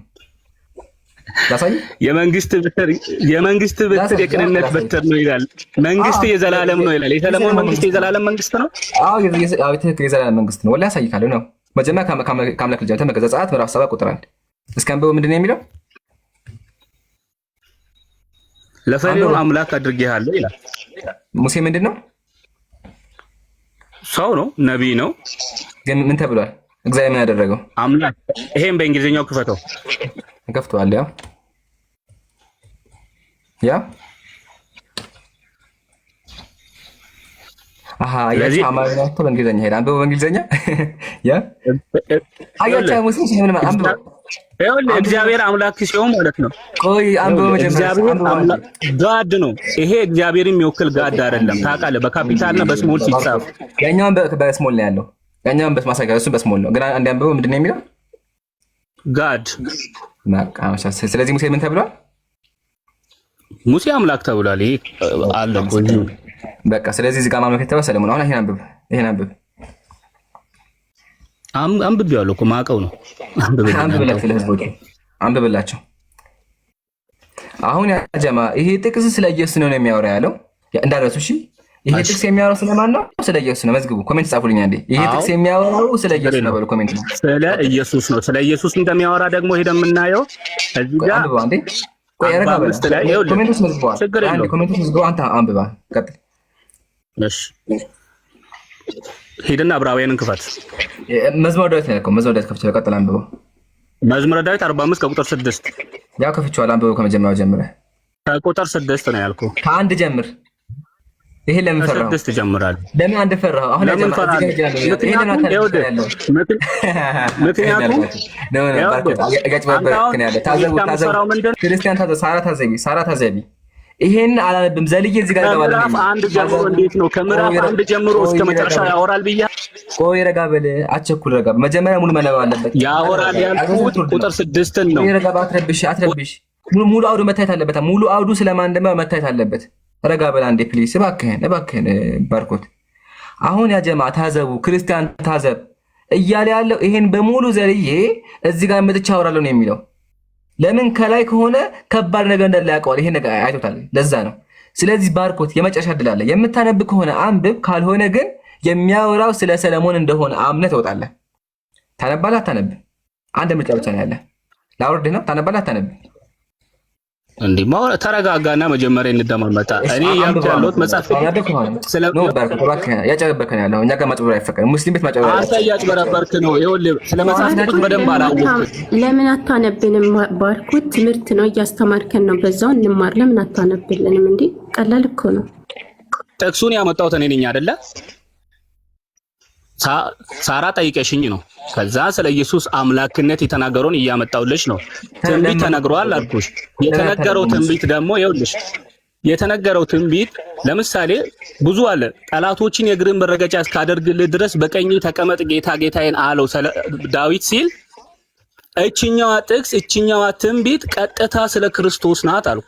አሁን ደግሞ መዝሙረ ዳዊት 45 ከቁጥር 6 ላይ ስለ ሰለሞን እየተናገረ ትንቢትን ስለ ክርስቶስ ነው የተናገረው። ምክንያቱም የዛን ዘመን ክርስቶስ ብለው አይናገሩም። ማሻአላ አንዴ ቆይ ዝጋ። አዎ ስለዚህ ይኸውልሽ አንዴ አቁሜሃለሁ። አጨብጭቡ ኮሜንት ላይ ስለ ሰለሞን እያወራ ነው አለ። ስለ ሰለሞን እያወራ ግን ኢየሱስም አለ ነው ያለው። ስለዚህ ወገናችን ባርኮት በመጨረሻ ሰዓት አልሐምዱሊላህ ስለ ሰለሞን እንደሚያወራ አምኗል። አንደኛ ሁለተኛ ትንቢት ለሌላ ጊዜ ዕውቀት ይኑርህ። ሲነበብ መደረግ አለበት። ከመጀመሪያ መታየት አለበት። አውዱ ስለማን እንደሚያወራ መታየት አለበት። ግን አንተ ስለፈራኸው አላነብም ብለሃል። ህዝቡ ታዝበዋል። ለነበረን ቆይታ እናመሰግናለን። ያው ክርስቲያኖች እዩት፣ በቃ አንብብ ሲባል አያነብም። እድል ሰጥቼዋለሁ፣ አላነበበውም። ግን መጨረሻ ስለ ሰለሞን እንደሚያወራ አምኖ ወርዷል። ስለዚህ አጀማ አያችሁ አይደል? ይሄን ያልናችሁ የትኛውም አካል ገብቶ ሶስቱ አካሎች ሶስቱ አምላኮቹን ሊያስረዳ አይችልም። ኢማ ካልዋሸና ካላጭበረበረ በስተቀር። ለዛ ነው ሳራም ታዘቢያቸው። እሺ በደምብ ታዘቢያቸው። አሁን እኔ ባልኖር አጭበርብሮሻል። እኔ ባልኖር ግን አልሐምዱሊላህ ሙስሊሞች አለን። መጽሐፋችሁን በደንብ አገን እናስተምራችኋለን። አሁን ሙስሊሞች ባንኖር ግን ምን ያደርግ ነበረ? ጥቅሱን እንደፈለገ እየቀያየረ ስለ ሰለሞን የሚያወራው ቀይሮ ያወራ ነበረ። ይሄን ታዘቡ። በቅደስ ሰላም ብያለሁ።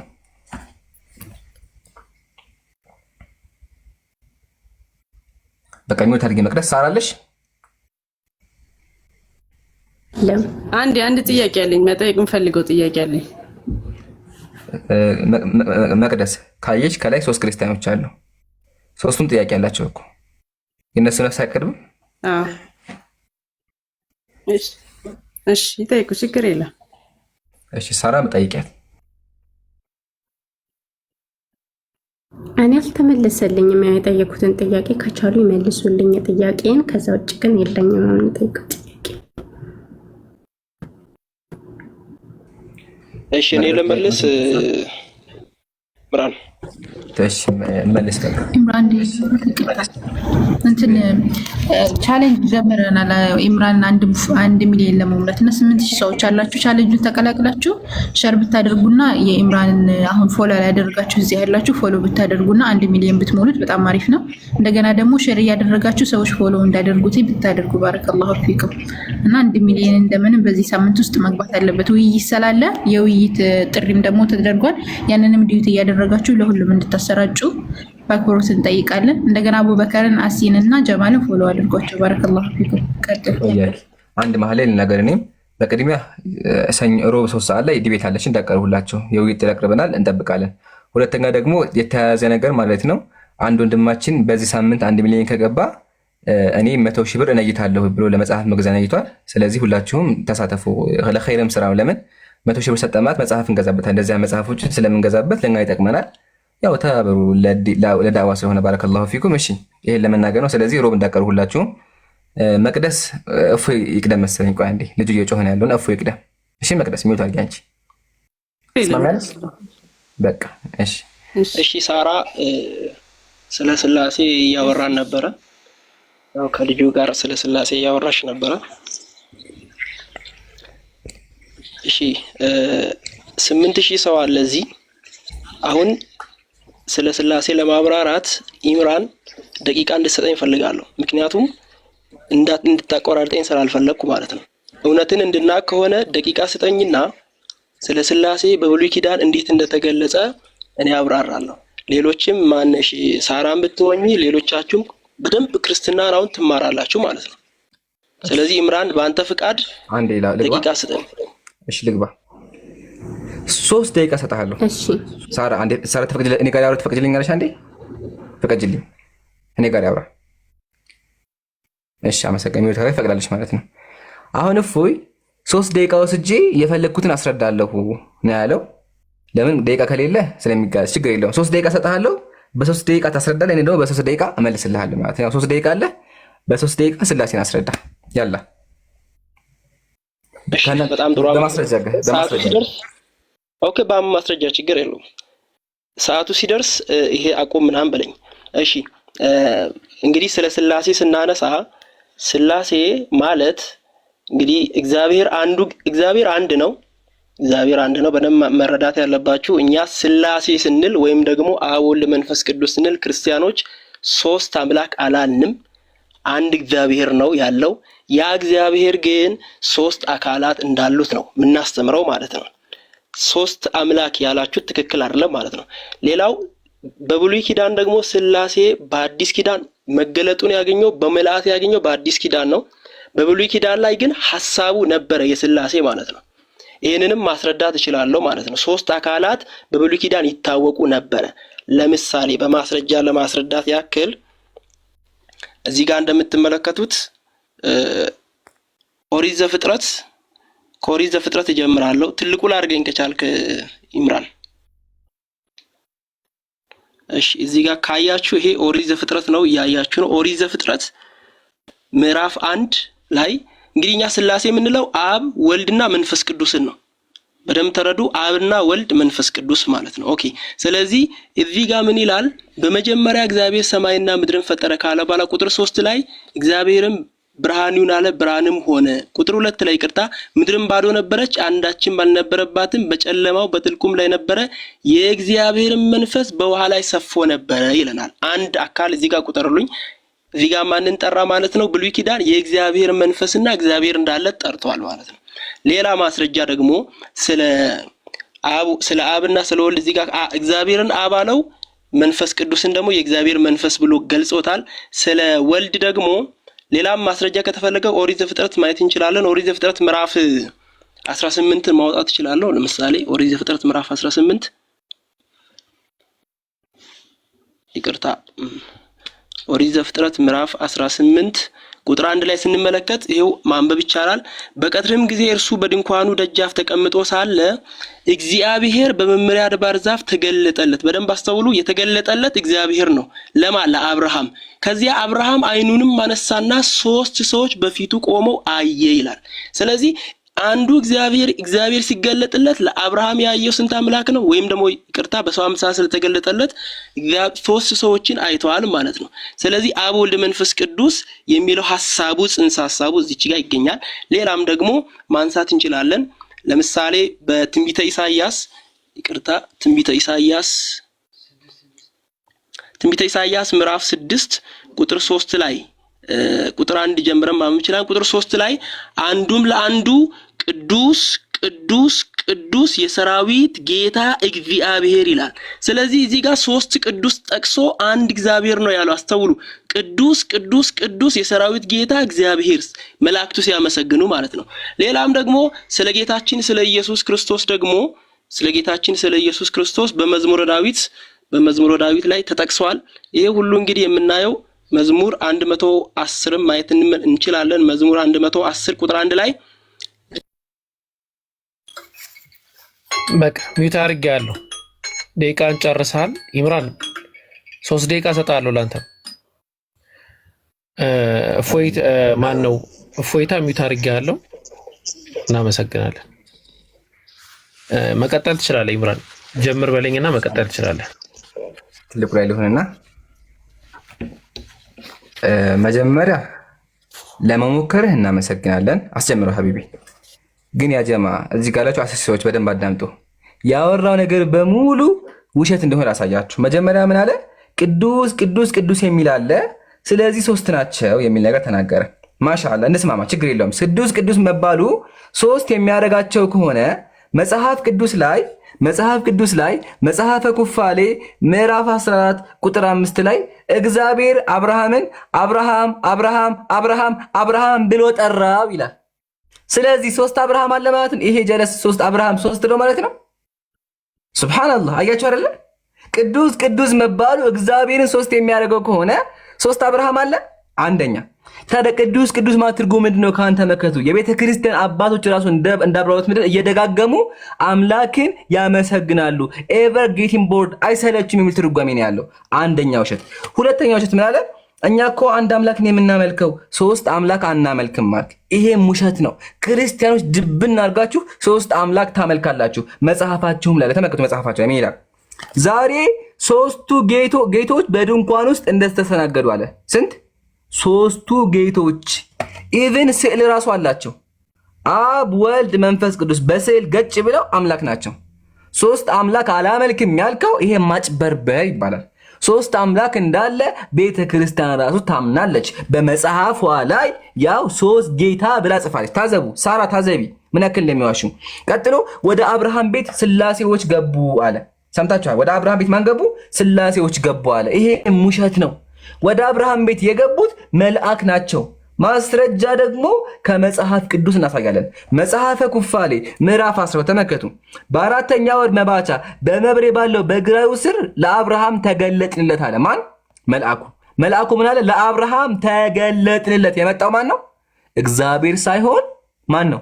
መልአክ ናቸው። አያችኋ? ይሄ ነው ክርስትና። በደቂቃ ላውራ ያለው ለዚህ ነበረ። ዝም ብሎ ያወራል ግን ውሸት ነው። ስለዚህ ወገናችን አንድ የመጨረሻ ደቂቃ ረኩል ደስ እንዲልህ ብዬ ነው እንጂ ደቂቃ አያስፈልግም ነበር። አንድ ድል አለ። በስላሴ የሚያምን አንድ ነብይ አምጣ። እግዚአብሔር መጽሐፍ ቅዱስ ላይ ማለት ነው የማያወራው ነገር ተመከዝ ጋር እግዚአብሔር ተመከዝ መጽሐፍ ቅዱስ ላይ ያው የዳሌዎችሽ አቀማመጥ እያለ ያወራ። ስለ ዳሌ ያወራል እግዚአብሔር ስለ ዳሌ ባወራበት አንደበቱ የትኛው ቦታ ላይ ነው ስለ ስላሴ ያወራው? ሰዓት ተርፎት እግዚአብሔር እኮ ስለ ሴት እያወራ ነው ያለው አይደል እንዴ? የትኛው ቦታ ላይ ነው አምላክ ስለ አምላክነቱ የተናገረው? ያ ጀማ መጽሐፍ ቅዱስ ቢላህ አለይኩም እንዳይደብራችሁ፣ ያ መጽሐፍ ቅዱስ ነው። እኔ አይደለሁም ያነበብኩት። እሺ ኮሜንት ላይ እንዳይደብራችሁ፣ ያው እኔ አይደለሁም ያልኩት። ስለዚህ ይሄ የመጨረሻ ደግ ነው ወገናችን። ማጭበርበር ይብቃችሁ። ዲያቆናት አታጭበርብሩ። ህዝቡን እንደዚህ የሚሸጉሩ። ስለዚህ አንድ ድል አለ። የትኛው ነብይ ነው በስላሴ ያመነው? ማስረጃ አቅርብልን። አንድ ድል ስጠውሻ ከዛ ይበቃዋል። ኢምራን አሁን ያነሳው ነገር አጠቃላይ አንተ ራስህ አጭበርብራል። ምንድነው ራስህ በራስህን ተመልስልህ። እፎይታ ቆይ አንድ ደቂቃ ነው የምሰጥህ። ኦንሊ 1 ሚኒት። አሁን ኢምራን አሁን ያነሳቸው ነገሮች ሐሰት እንደሆነ ደግሞ ሌላ አሳየው። ቆይ አንዴ ደቂቃ ሲሰጥህ ሞቀህ እንዴ? ምን ማለት ነው? ደቂቃ እኮ የተሰጠህ ሀሳብ እንድገልጽ ነው እንጂ ሪፊዩት እንድታረግ አይደለም። ሪፊት ለማድረግ ነው ቶ ለዛ ገና እንትን ይልሃል። ችግር የለውም። እሱን ቶና አንድ ደቂቃ ሰጥሃለሁ።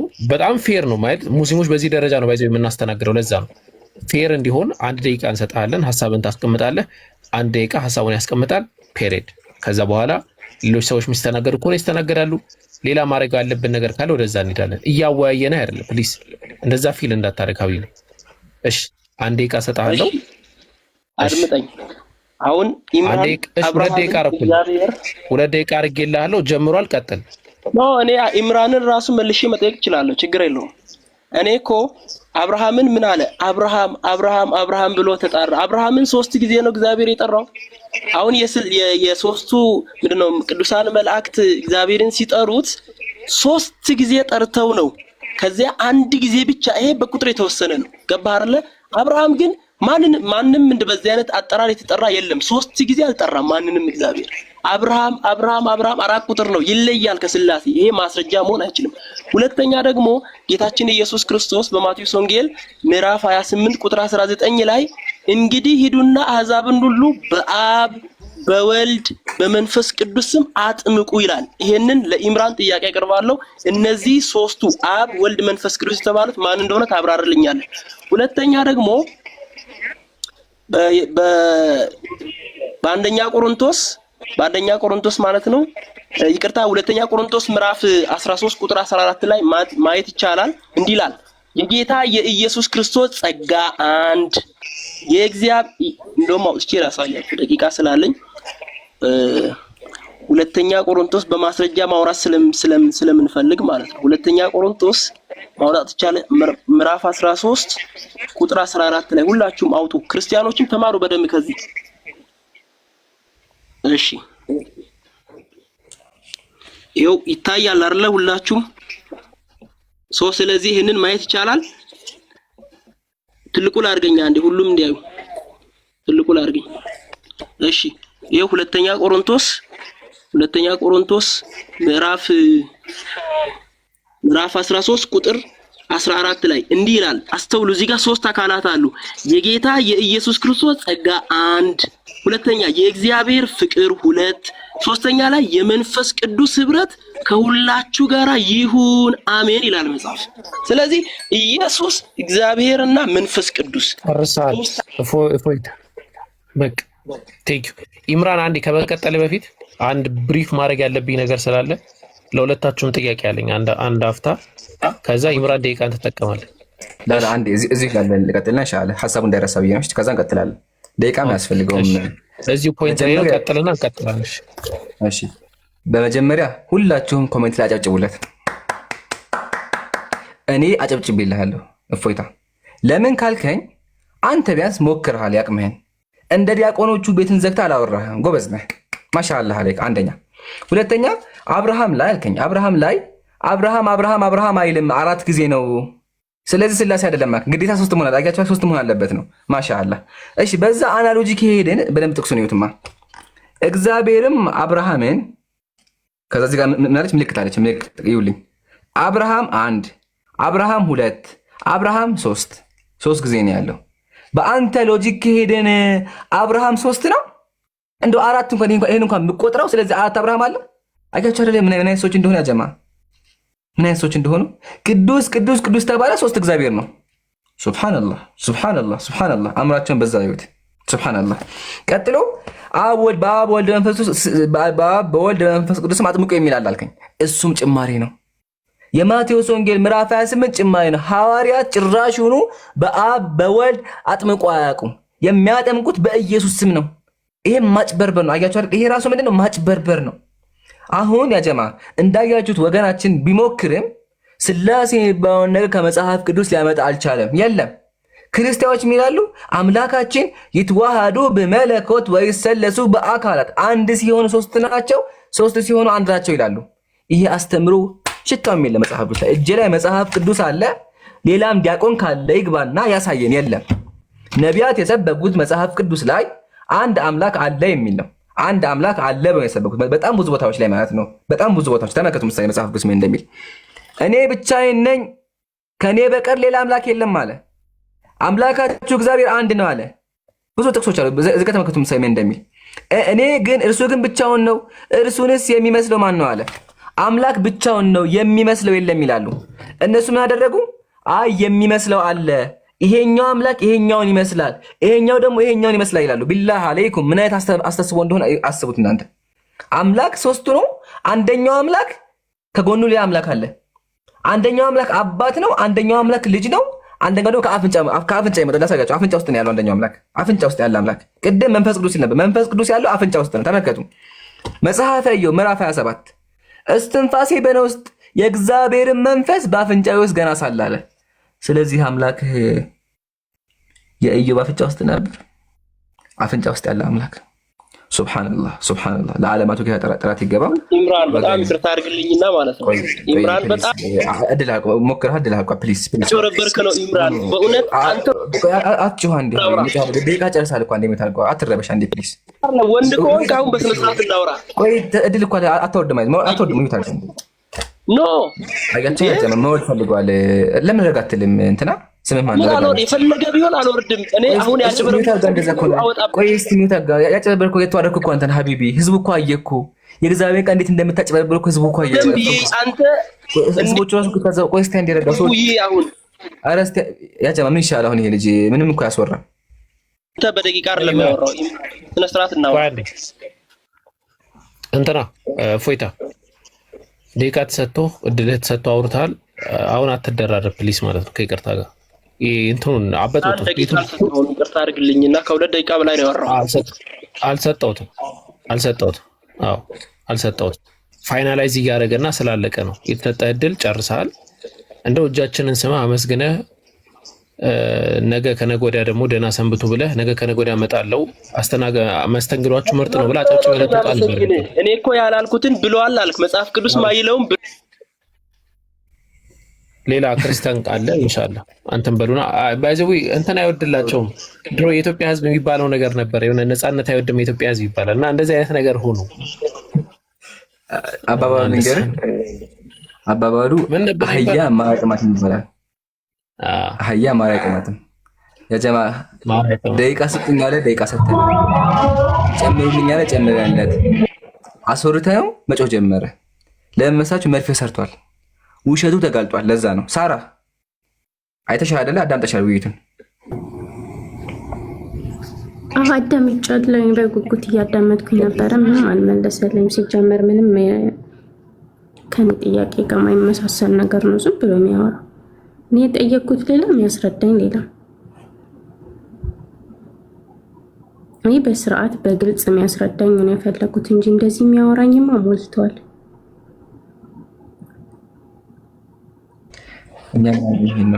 ግን እዚህ ጋር ሳራ በደምብ ትኩረት አድርጊ። ሰዎቹ ምን ያክል እንደሚሰብሩ ተመልከች። ቅዱስ ቅዱስ ተባለ፣ ሶስት ነው አለ። አብርሃም ቤት አምላክ መጣ አለ። ሱብሃንአላህ በጣም ይገርማል። አሁንም አቡኪ ያስቀጥላቸው እስኪ። ደግሞ ረፍት ላይ ራትም አልበላሁም። መቅደስ ላይ ሳሉ አስተናግደው አንድ ፖይንት መርሳት የሌለባችሁ ፖይንት ቅድም እዚህ ጋር ይዤው ነበረ። የአብርሃሙ ስላሴ ላይ ኢምራን መጽሐፈ ኩፋሪ ምዕራፍ 12ን ጠቅሶ ሪፊዩት ሲያደርግ መልስም አልተሰጠም። ምናልባት ስለ እንደተማመነ ነው ማቀው። ቆይ ዮሐንስ አሁን ምንድነው የምናደርገው? አካሄዱ እንዴት ነው የሚሆነው? እህት መቅደስ you raise your question ጥያቄሽን መልሰሽ ታነሻለሽ። then የጠየቅሽውን ጥያቄ መልስ እስኪመለስ ድረስ እኛ አብረንሽ እንታገላለን ማለት ነው። ጥያቄሽን ጠይቂ። ጥያቄሽን በአግባብና በልኩ የሚመልሱ ከሆነ ኦኬ፣ ካልሆነ ደግሞ መልስ እንሰጣለን ማለት ነው። አሁንም መልሰሽ አጠር አድርገሽ ጥያቄያችንን አቅርቢላቸው እንዲሰሙት ዘንድ ህዝቡም እንዲያዳምጠው ዘንድ። ከዛ እስቲ የሚሆነውን እንስማ። እሺ እኔ ጥያቄ አንድ ሐሳብ ልስጥና ትቀጥያለሽ። ሰምቶኛል መሰለኝ ቀድም ነበረ ዮሐንስ። አዎ ነበርኩኝ።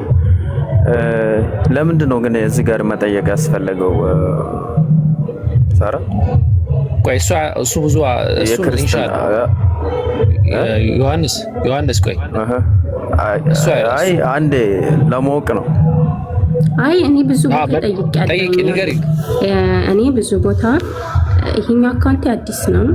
3 ቀን 4 ቀን ምናምን ነው እንትን ያልኩትና በዛኛው አካውንት ገብቼ ስጠይቅ ወዲያውኑ ነው አካውንቴን ያዘጉብኝ ማለት ነው። እንደዚህ አይነት ጥያቄ ለምን ትጠይቂያለሽ ተብዬ ወዲያውኑ አካውንቴን ተዘጋብኝ ስለጠየቅኩኝ ብቻ ማለት ነው። ከዛ በኋላ እንግዲህ ያለኝ አማራጭ እዚህ መጥቼ እዚህ መጠየቅ ነው። ለምን ስጠይቃቸው ለምን ጠየቅሽ ተብዬ እስከተባረርኩ ድረስ እስከተገፋው ድረስ እኔ ደግሞ እውነትን ፍለጋ ስለሆነ እዚህ ስመጣ ጥያቄ በነገራችን ላይ 2 ቀን ነው ምናምን የጀመርኩት እዚህ ጥያቄ መጠየቅ እንጂ እንትን አልጠይቅም፣ አዳምጣለሁ እንጂ። ከዛ እዚህ መጥቼ ደግሞ ምናልባት ከተመለሰልኝ ብዬ እነሱ አላባረሩኝም፣ አልገፉኝም። ጠየቅኩኝ፣ በእነሱም ጠየቅኩኝ፣ በእኛም ጠየቅኩኝ፣ መለሱልኝ ሙስሊሞች። እነሱ የኛዎቹ ግን ገፉኝ። የቱ ጋር እንደገባሽ ባላቅም ማንም አይገፋሽም። እሺ አልገፉሽም ብዬ ለመከራከር ያየሁት ነገር ስለሌለ ስላሳይክ በውስጥ ቴክስት ከፈለክ ማለት ነው እንዳለ አስቀምጭልኝ። እሺ ከ100 ሰው በላይ የሰደበኝ ከ100 ሰው በላይ ማለት ነው የሰደቡኝ። ስድብ ብቻ ነው አንዳቸውን በስርዓት የሚያወሪል ስድብ ብቻ በቃ ስድብ ብቻ በቃ የስድብ ዲግሪ ነው መሰለኝ ያለው ያላቀም ብቻ። እሺ ስድብ ከሆነ ስድቡ ልክ አይደለም ወይ? ወደ ጥያቄዋ እንሂድና ጥያቄዋ ስላሴ መጽሐፍ ቅዱሳዊ ነው ወይ የሚል ነው፣ ወይም ስላሴ መጽሐፍ ቅዱስ ላይ አለ ወይ የሚል ጥያቄ ነው። አለ። አው መጽሐፍ ቅዱሳዊ ነው። አው ኦኬ። ስላሴን ያስተማረ ነብይ አለ? ያስተማረ ነብይ ማለት ሐሳቡ አለ። በነቢያት ጊዜ ሐሳቡ አለ። አሁን እኮ ያስተማረ ነብይ አለ ወይ ማለት? አው ተገልጾላችኋል እኮ ለአብርሃምም እንደተገለጸ ቅድም እኮ ልጁ እያብራራ ነበር። መሀል ላይ ያስተማረ ነብይ አለ ወይ? ያስተማረ ነብይ አለ? ስላሴ ያስተማረ የለም፣ ሐሳቡ አለ። ስላሴ እኛም ቀጥታ ቆይ ይቅርታ፣ ቆይ ዮሐንስ ይቅርታ፣ ያስተማረ ነብይ የለም አይደለ? ያስተማረ ነብይ እንዴት እንደሆነ ልንገርህ። ለነብያት ይገለጥላቸዋል፣ ተገልጦላቸዋል። እንደተገለጠላቸው እናምናለን። ቆይ ነጥብ በጣም ወሳኝ ነገር ክሪቲካል ፖይንት ነው የተናገርከው። ክሪቲካል ፖይንት ነው የተናገርከው እና ነጥብ እንትን አትበላ፣ ጨርስ። እንትን አትበላ። ምንም ምን ጨርሰው ነገር የለም። አንዴ አስወራኝ። ምን መሰለህ ለአብርሃም እንደተገለጠለት ቅድም ደግሞ እሱ መላእክት ነው የተገለጡለት ምናምን እያለ ልጁ ሲመልስ መልሶ መላእክት ነው የተገለጡለት ምናምን ብሎ ልጁ የመለሰውን እንትን እያለ ነበር። እምራን እንመጣለን እዛ ጋር። ስላሴን ያስተማረ ነብይ አለ ወይ? ስላሴን ያስተማረ ሐሳቡ አለ። ስላሴን ያስተማረ ነብይ አለ ወይ? ለአብርሃም ተገልጦለታል። ስላሴ ነው። ስላሴን ያስተማረ ነብይ አለ ወይ? ጥያቄ ስላሴን ያስተማረ ነብይ አለ ነው እንጂ ስላሴ ለማን ተገልጧል አይደለም። ስላሴን ያስተማረ ነብይ አለ የለም ብለህ ቅድም ከራስ ጋር እንዳትጣላ። ቆይ አይደለም፣ ስላሴን ያስተማረ ቀጥታ የለም። ግን ስላሴ እናመሰግናለን። እናመሰግናለን። አንዴ በመጽሐፍ ቅዱስ ስላሴ ብሎን ፈልገህ ከሆነ ልሰጥህ እኮ ነው። ኖ እንደዛ አይደለም። ቆይ እንዴ እድል ሰጥቼ እንድታወራ እኮ እድል ሰጥቼ ከዛ ቆይ አትበል። ምክንያቱም ስላሴን ያስተማረ ነብይ የለም ነው ያልከን። በአይኔ ሚስ ስላሴን ያስተማረ ነብይ ካሌለ እናንተ የምትከተሉት የነቢያትን ሃይማኖት አይደለም ማለት ነው። ሲምፕሊ ምእመናን ይህንን ነገር አዳምጡ። ሳራ ሰማሽ አይደለም? የኔም ጥያቄ ነው። ከተገለጡለት ለአብርሃም ከተገለጡለት ለሙሴ ከተገለጡለት ለምን አላስተማረንም? ትክክል። ሁለተኛ ስላሴ የሚለው ሐሳብ የተገለጠለትን እኮ ነው ለኛ የተጻፈልን አይደለም? ቆይ ዮሐንስ ሚውተር ትክክለኛ ፖይንት ነው ያነሳችሁ። ስላሴ የሚለው ሐሳብ ጀነት መግቢያ፣ ከጀሃነም መራቂያ፣ ወደ አምላክ መቃረቢያ፣ ወደ እውነት የሚጠራ እውነተኛ መንገድ ቢሆን ኖሮ አምላክ በዚህ ደረጃ ሊተው አይችልም። እንዲህ ስለ እንጀራ አሰራር አምላክ አስተምሯል። ስለ እርሾ አትጨምሩ እንጀራችሁ ላይ እያለ እኮ የሚያስተምር መጽሐፍ ነው ባይብል ማለት። እንጀራችሁ ላይ እርሾ አትጨምሩ፣ ከጨመራችሁ እንዲህ ትሆናላችሁ ብሎ የሚያስተምር መጽሐፍ ቅድም ተናግሯል። ስለ ሴት ልጅ ቁመና የሚያስተምር መጽሐፍ ነው። እንዲህ ያላት እንዲህ የላትም አይነት ነገር ማለት ነው። በዚህ መጽሐፍ ላይ ለሰዎች ድህነት የሚሆነው በምንም ተአምር ይሄ አምላክ ቢሆን ክርስቲያኖች እመኑኝ አወከር ነው ያለን ማለት ትችላላችሁ። ይሄ አምላክ ቢሆን አልነገርከንም ብላችሁ ወላሂ ማለፍና ማምለጥ ትችላላችሁ። የቱ ጋር ነው የነገርከን ብላችሁ ማለት ነው። እንደዛ ብላችሁ ማለፍ ትችላላችሁ። ሳያስተምር ስለ እርሾ አስተምሯል፣ እንጀራ ላይ እርሾ አትጨምሩ ብሎ ማለት ነው። ይሄ ባለበት ሁኔታ በስላሴ አላመንክም ብሎ ሊቀጣ በምንም ተአምር አምላክ እንደዚህ አላደረገም። ካደረገ ደግሞ ይሄ ራሱ ፐርፌክት የሆነ አምላክ አይደለም ማለት ነው። ያንን ነው የምለው። ሳራ ምን ይመስልሻል የተነሳው ነጥብ? እኔም እንደዛ እኮ ነው ያልኩት። ያኒ ከታየ ለሙሴ ተገልጦለታል አለ። ከተገለጠለት ነብያት ደግሞ እግዚአብሔር የነገራቸውንና አስተላልፍ የተባሉትን ነገር ነው የሚያስተላልፉት ለህዝቦቻቸውና ለምን ለኛ ለህዝቦቹ አላስተማረንም? ለምን ምስጢር አረገው? ብዙ ነገሮች አስተምሮናል። ለእስራኤላውያን ብዙ ነገሮች አድርጎላቸዋል። በብዙ ነገር እንትን ብሎላቸዋልና ይሄ ነገር ምስጢር ለምን ሆነ? እኔ ምክንያቱ ነው በቃ ያልገባኝ። ለምን ምስጢር ሆነ? ዋይ እንዴ አንድ ሰው አምላኩን በስርዓት ሳያውቅ እንዴት ነው የሚገዛው አምላኩን?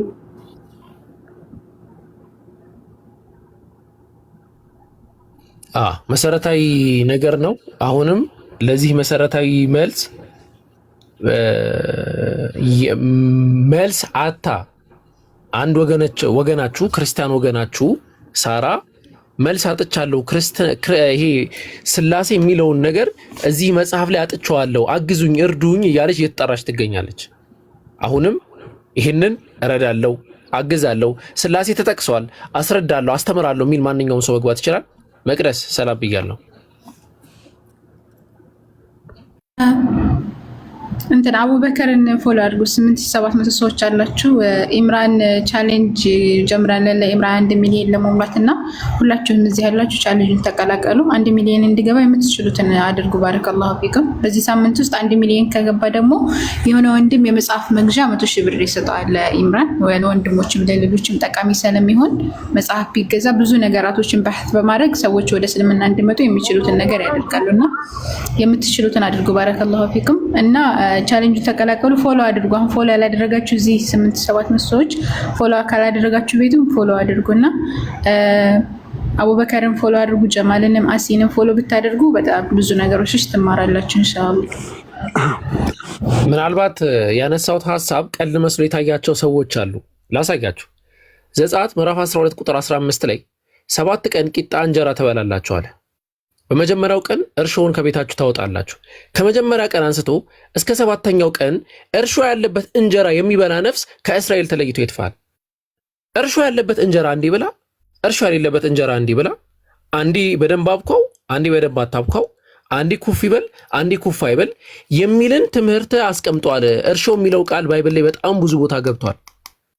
ነገር ግን አምላክ በባህሪ አንድ ነው፣ በመለኮት 3 ነው። አንድም 3ም የሚል በምንም ተአምር ከ66ቱ የፕሮቴስታንት መጽሐፍ እንዲሁም ከ81ዱ የኢትዮጵያ ኦርቶዶክስ ቤተክርስቲያን መጽሐፍ በምንም አይነት ምንጽር ብታዩት፣ በምንም አይነት አይን ብታዩት ልታገኟቸው። ብርሃነ ጻድቅ ሰላም ብያለሁ። ስላሴ እዚህ መጽሐፍ ላይ ተጠቅሷል። ኦርቶዶክሳዊት መጽሐፍ ሰላምታዊ ቅደምና እንትን እቴ ሳራ ማለት ሰላም ብዬ ነው የጀመርኩት። ሰላም ብዬ ነው የጀመርኩት። እቴ ሳራ ሰላም እንነሽ ስልሻን ቀደም እፎይታ የሚለው ልጅ ለሰው ጥያቄ እንዴት አልገባሽ? ኢምራን አውቆ የማቴዎስ 28 ላይ አለ እንደሚያጋጨው ስለሚያውቅ አይደለም ከራሱ ምን መለሰ? ራሳቸው አውርታችሁ ራሱ መመለስ አሁን እኮ ምን መለሰ? ልጁ ምን መለሰ? ምን መለሰ? አንባው ምን ላ ማቴዎስ 28 ቆይ አንዴ ብርሃነ ኢምራን አለ ኢምራን ከበር አድር ዲያቆን ነህና እስኪ አበኪ ዲያቆን ነው ልጅ። እሺ ስለዚህ ዲያቆን ዕውቀት አለው ብዬ አስባለሁ። መቼም እንደ ቅድሙ ልጅ አይሆንም አይደለ? አውቂ በምንም ተአምር እንደዛ ብለን አንገምትም እንደ ሌሎቹ ዲያቆናት ባይሆን። ስለዚህ ምን እናድርግ መሰለህ? ዲያቆን የማቴዎስ ወንጌል ምዕራፍ 28 ጠቅሰህ ስላሴን አስረዳ፣ አቡበከር ደግሞ ይመልስልሃል። እሺ መጪው መፍትሄ አይደለም። ዲያቆን እባክዎ ተረጋጋ ቢሆን ዲያቆናችን፣ ከዛ በኋላ አስረዱን። እሺ ቀጥሉ። በአብ በወልድ በመንፈስ ቅዱስም እያጠመቃችሁ ደቀ መዛሙርቴ አድርጓቸው ይላል። አብ ወልድ መንፈስ ቅዱስ፣ አብ ወልድ መንፈስ ቅዱስ። እሺ አብ ወልድ እያጠመቋችሁ ያ አብ ወልድ መንፈስ ቅዱስ ተብሎ የሚጠመቅበት እንትን ማለት ነው። ማይ ላይ በአብ በወልድ መንፈስ ቅዱስ ይብናል እኮ ዲያቆን። ስለዚህ እዚህ ጋር ስሞትን ይንገሩኝ ከይቅርታ ጋር አግባብተን አክብር በስሞት እንድጠሩት ስሞትን ይንገሩኝ። መጀመሪያ ማን ይባላል? እርሶ ብርሃነ ጻድቅ ያንተንም ስማችሁ ብርሃነ ጻድቅ ነው እና አንደኛ ነገር ኢምራን አውቁ ዲያቆን ብርሃነ ጻድቅ ማቴዎስ ወንጌል ምዕራፍ 28 ቁጥር 19 ላይ በአብ በወልድ መንፈስ ቅዱስ ስም አጥምቁ ይላል ብለው ነው እየሞገቱ ያሉት ማለት ነው አይደለም? አዎ ስላሴ ማለት በአብ በወልድ መንፈስ ቅዱስ ስም ማጥመቅ ነው። ሁለተኛ ነገር እግዚአብሔር በቃ የአምላክን ሶስትነት ምትክል ከሆነ ግባ። አይ ምታነቡ ሌላን ጥቅስ በዛው ማን ነው? እዚሁ ጥቅስ ላይ ከይቅርታ ጋር እዚሁ ጥቅስ ላይ ስላሴ ብሎ ማለት በአብ በወልድ መንፈስ ቅዱስ ስም ማጥመቅ ማለት ነው ወይስ አይደለም? ስላሴ ማለት በራሱ ስላሴ ማለት ሶስት ማለት ነው። አዎ እኮ ስላሴ ማለት ሶስት ማለት ነው። ስትፈልገው ሶስት ማለት ነው ስላሴ ማለት ነው። መጽሐፍ እና ቴዎሎጂካሊ ማለት ነው። ሶስትነታቸው እንደ ኢትዮጵያ ኦርቶዶክስ ሶስትነታቸው የተጠቀሰበት ቦታ የለም ነው አላችሁት?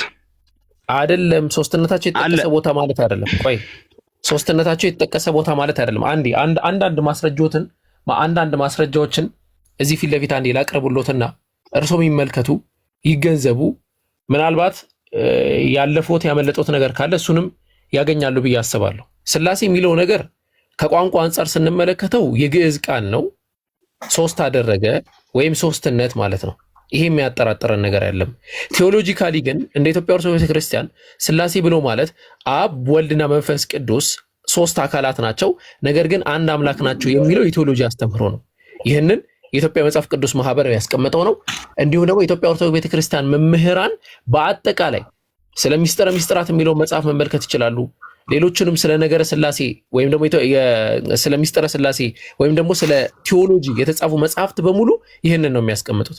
ስለዚህ ስላሴ ብሎ ማለት አብ ወልድና መንፈስ ቅዱስ ሶስት አካል ናቸው፣ ነገር ግን አንድ አምላክ ናቸው፣ በመለኮት አንድ ናቸው፣ በአካል ሶስት ናቸው የሚለው አስተምሮ ነው። ባይብል ላይ አታገኙትም ነው ይሄንን ያለው። እርሱ የጠቀሱት ማቴዎስ ወንጌል ምዕራፍ 28 ቁጥር 19 ላይ የሚናገረው ስለዚህ አይደለም በመሰረቱ ማለት ነው። ጥቅሱ እየተናገረ ያለው ኢየሱስ ክርስቶስ ሐዋርያትን ሂዱ ብሎ ያዘዛቸው ትእዛዝ ነው። ምን አላቸው? ሂዱና አለ። እንግዲህ ሂዱና አለ አሕዛብን ሁሉ በስሜ ደቀ መዛሙርት አድርጉ ብሎ አስቀምጧል። በሌላ ጥቅስ ላይ ማለት ነው። በአብ በወልድ በመንፈስ ቅዱስ አንድ ያስጨርሱ። ሂዱና አድርጓቸው። ጥቅስ ነው። እዚህ እሺ፣ አቡበክር ስማኝ አንዴ ስማኝና ትመልስልኛለህ። እሺ። በአብ በወልድ በመንፈስ ቅዱስም እያጠመቃችሁ ደቀ መዛሙርቴ ነው አለው። ደቀ መዛሙርቴ በአብ በወልድ በመንፈስ ቅዱስ። አሁን እዚህ ጋር አንድነትም ጠቅሷል፣ ሶስትነትም ጠቅሷል። ምኑ ጋር ነው አንድነቱ? ምኑ ጋር ነው ሶስትነቱ? እርሶ ደስ ይበሉት፣ በቃ ትቼዋለሁ። ምኑ ጋር ነው አንድነቱ? ምኑ ጋር ነው ሶስትነቱ? ደቀ መዛሙርቴ አድርጓቸው ብሎ አንድነት ጠቅሷል። በአብ በወልድ በመንፈስ ቅዱስ ብሎ የማን ደቀ መዝሙር ነው የሚሆኑት? የማን ደቀ መዝሙር ነው? በአብ በወልድ በመንፈስ ቅዱስም ብሎ ሶስት ጠቀሰ። አብ ወልድ በመንፈስ ቅዱስ ደቀ መዝሙር ነው የሚሆኑት። የኢየሱስ ክርስቶስ ደቀ መዝሙርት ናቸው አይደለ? ኢየሱስ ክርስቶስ ስጋ ወሰብ ነው አይደለ? ፍጹም ስጋ ፍጹም አምላክ። ኦኬ፣ ስጋ ወሰቡ ከአብ ከወልድ ከአብና ከመንፈስ ቅዱስ ጋር አንድ ነው አይደለም? ግብር አለ ነው ወልድ የመወለድ ግብር አለው አይደለም? አላልኩም። ሚዲያ ላይ አትዋሽ። ሚዲያ ላይ እንደዚህ አይነት ውሸት የሆነ ሰዓት ያጋልጣል። ስጋ ወሰቡ መምህር ስጋ ወሰቡ ከወልድና ከአብ ጋር ከአብና ብዙ ቪዲዮ ሪኮርድ የሚያደርግ ሰው ስለሚኖር እንደዚህ ነገር ሲሪየስ ነገር አይዋሽም። እኛም ብቻ ሳይሆን ሌላም ሰው ነገም በብዙ ስለሚወጣው ማለት ነው። መምህር ስጋ ወሰቡ ከአብና ከመንፈስ ቅዱስ ጋር እኩል ናቸው? የወልድ ግብር መወለድ ነው። ግብሩ ነው። ይቅርታ አልጠየቅኩትም። መወለድም ለመጨረሻ ለሶስተኛ ጊዜ ነው። እኔ እዚህ ነገር አልወድም። ከይቅርታ ጋር መምህር ለሶስተኛ ጊዜ ነው የምነግሮት ምጠይቆት ማለት ነው። ስጋ ወሰቡ ከአብና ከመንፈስ ቅዱስ መጽሐፉ አንተ ፈለግከው አይነት ነገር ነው የምትረዳ መሰለኝ።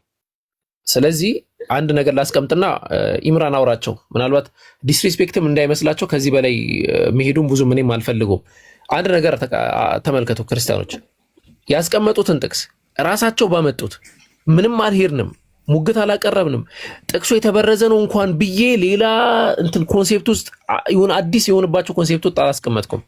አንድ ናቸው ሲሉኝ ኢየሱስ ክርስቶስ ስጋና ሰብ ነው ብለው ያምናሉ። ኢየሱስ ክርስቶስ አምላክ ወሰብ ነው ብለው ያምናሉ። አምላክ ነው ፕላስ ደግሞ ስጋ ነው ብለው ያምናሉ። ስለዚህ አብና መንፈስ ቅዱስ ከአምላክ ወሰብ ጋር አንድ ናቸው ወይ ብለው ጥያቄ ጠየኳቸው፣ መመለስ አልፈለጉም። አንተ